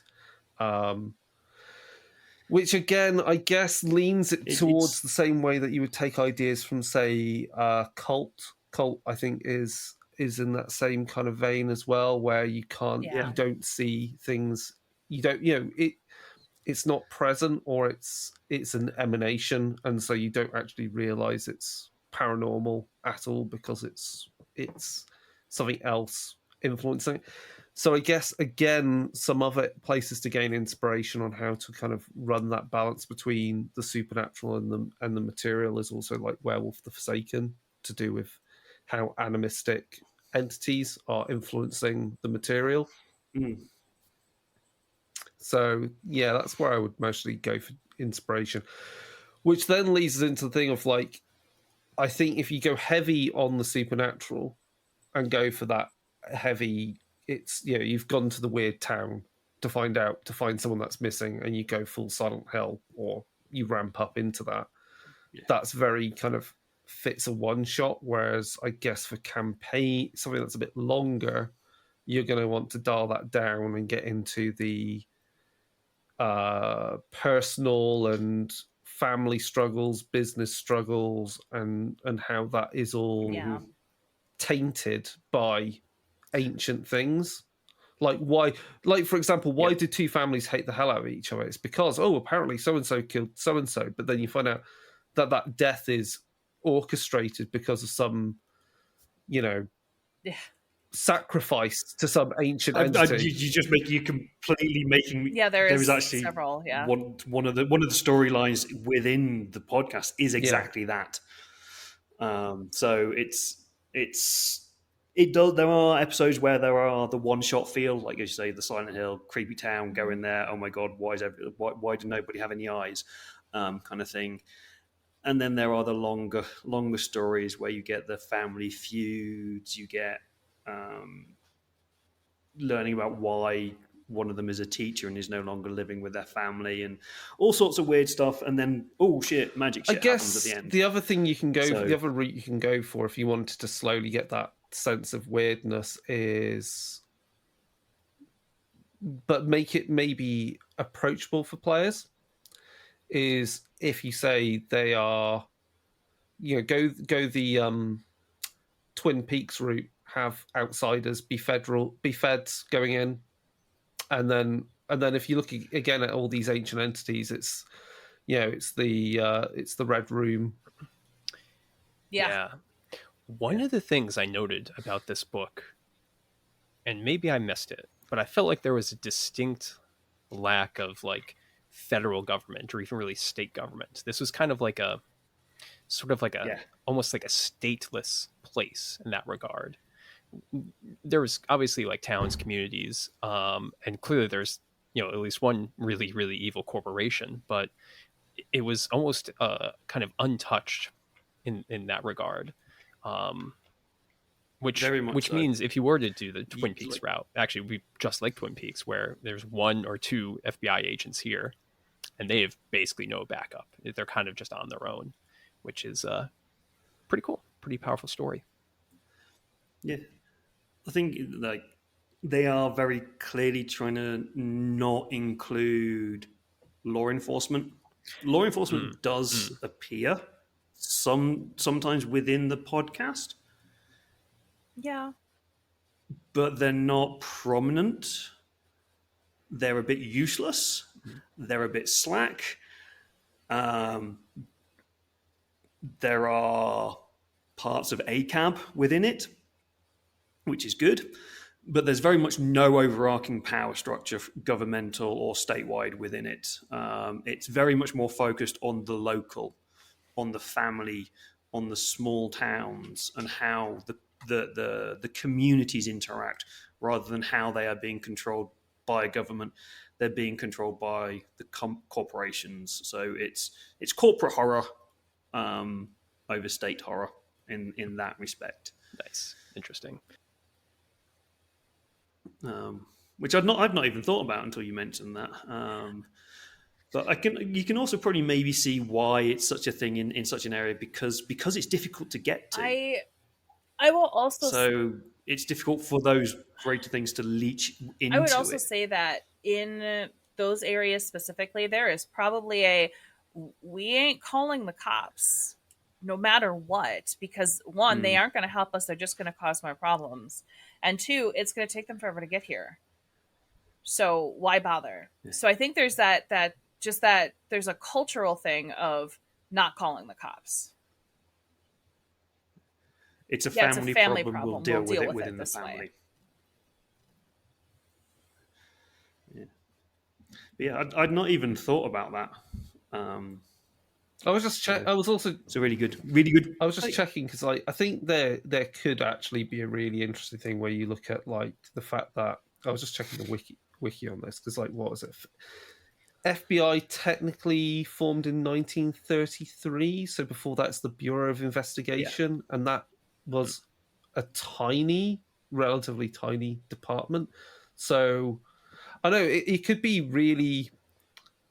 It could be an interesting thing where because again, like such, they're you could look at it where they're looking at like corporate fraud and things like that. That would be an amazing thing. Corporate fraud, and kind of they start delving into Barrow. Yeah, and exactly.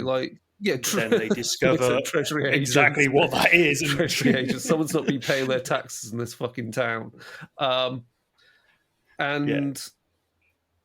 I just think that angle may offer a way of people to kind of play characters which are diverse and outsiders, and therefore not have to, feel like they have to kind of like how they have to play at, the natives in that respect. Yeah, sure.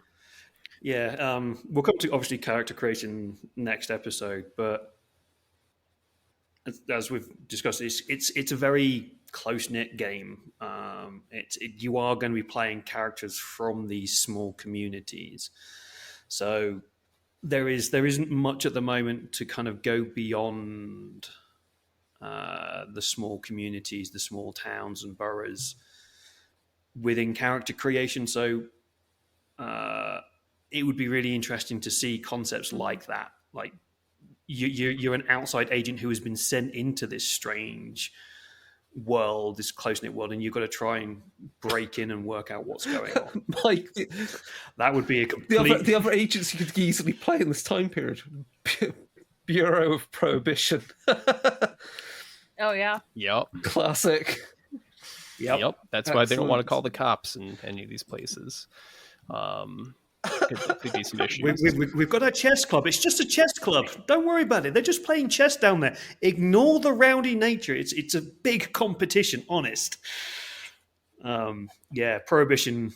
It's not leaned in too much in the book, but it's definitely a thing you can play with. Twin Peaks kind of proto X-Files. That's kind of it's definitely an angle you could do. Yeah. Yeah, I would love to kind of delve into that.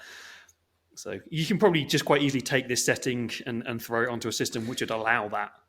It's like me and Crystal have said many times that we're probably going to use this book as a source book for other systems, and as a setting book. I very much see this as a setting book for me personally. We'll come to rules and things next time, rather than delve into that. But yeah, you could quite easily hack this and throw it into something like Hunter. If you want to do stuff like that.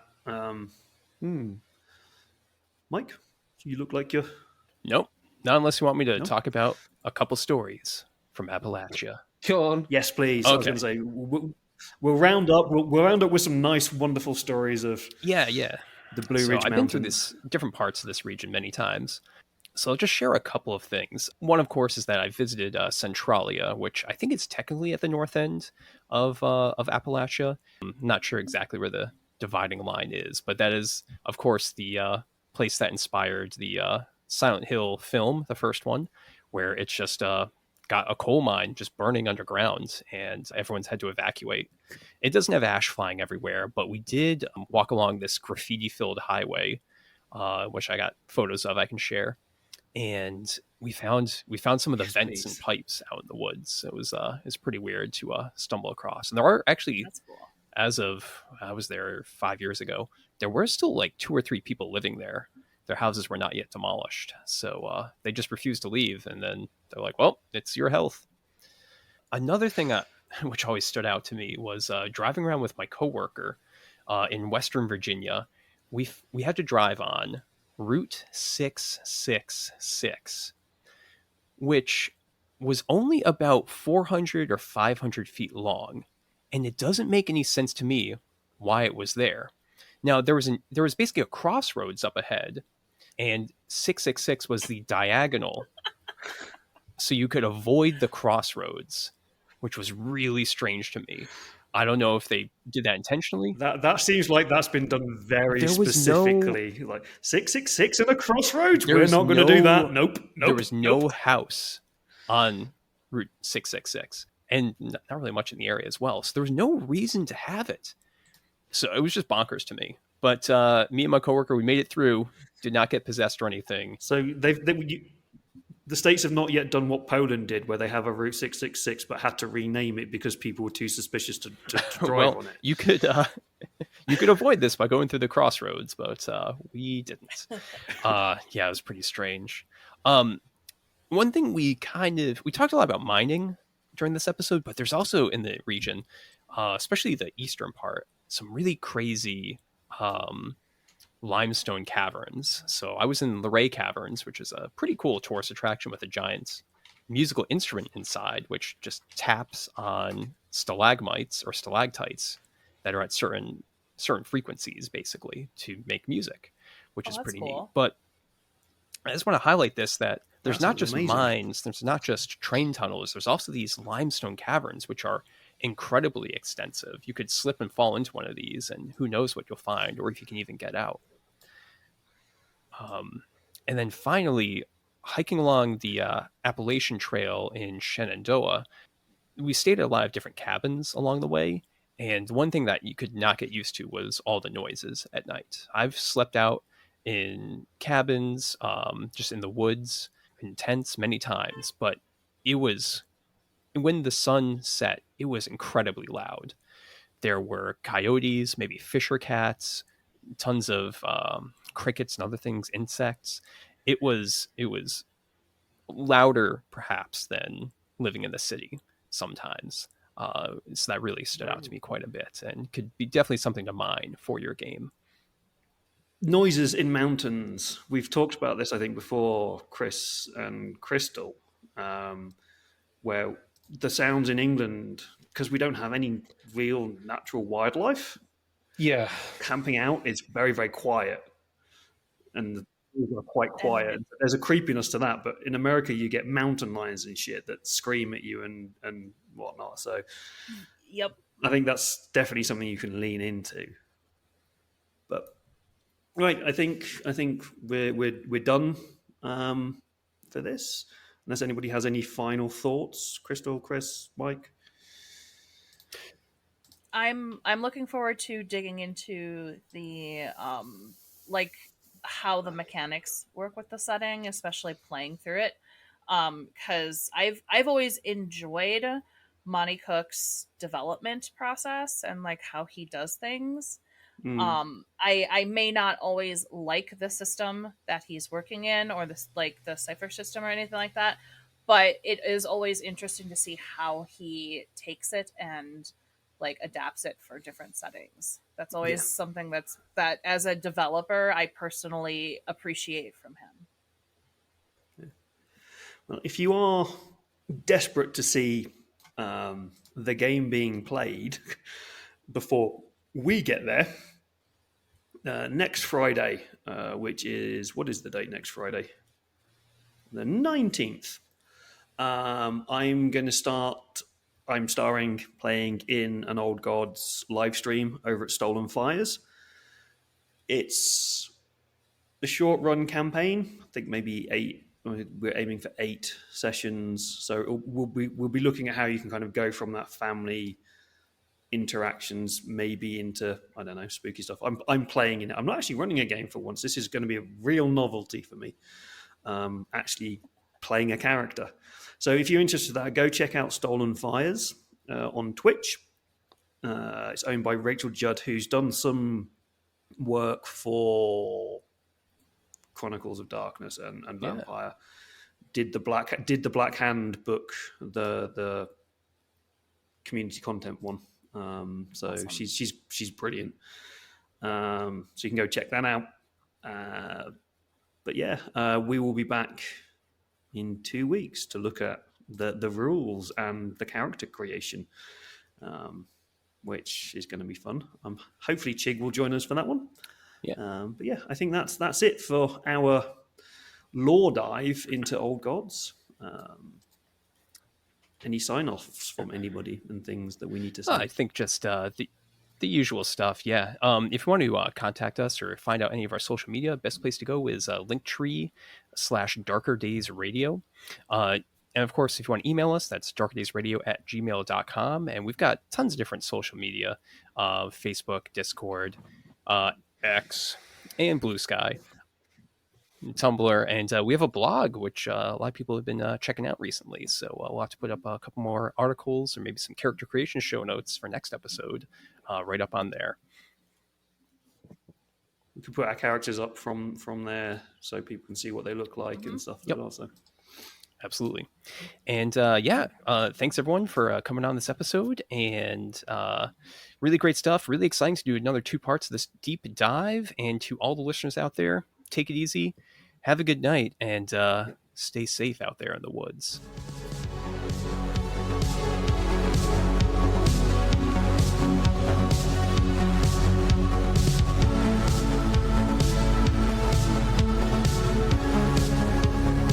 This has been an episode of Darker Days Radio.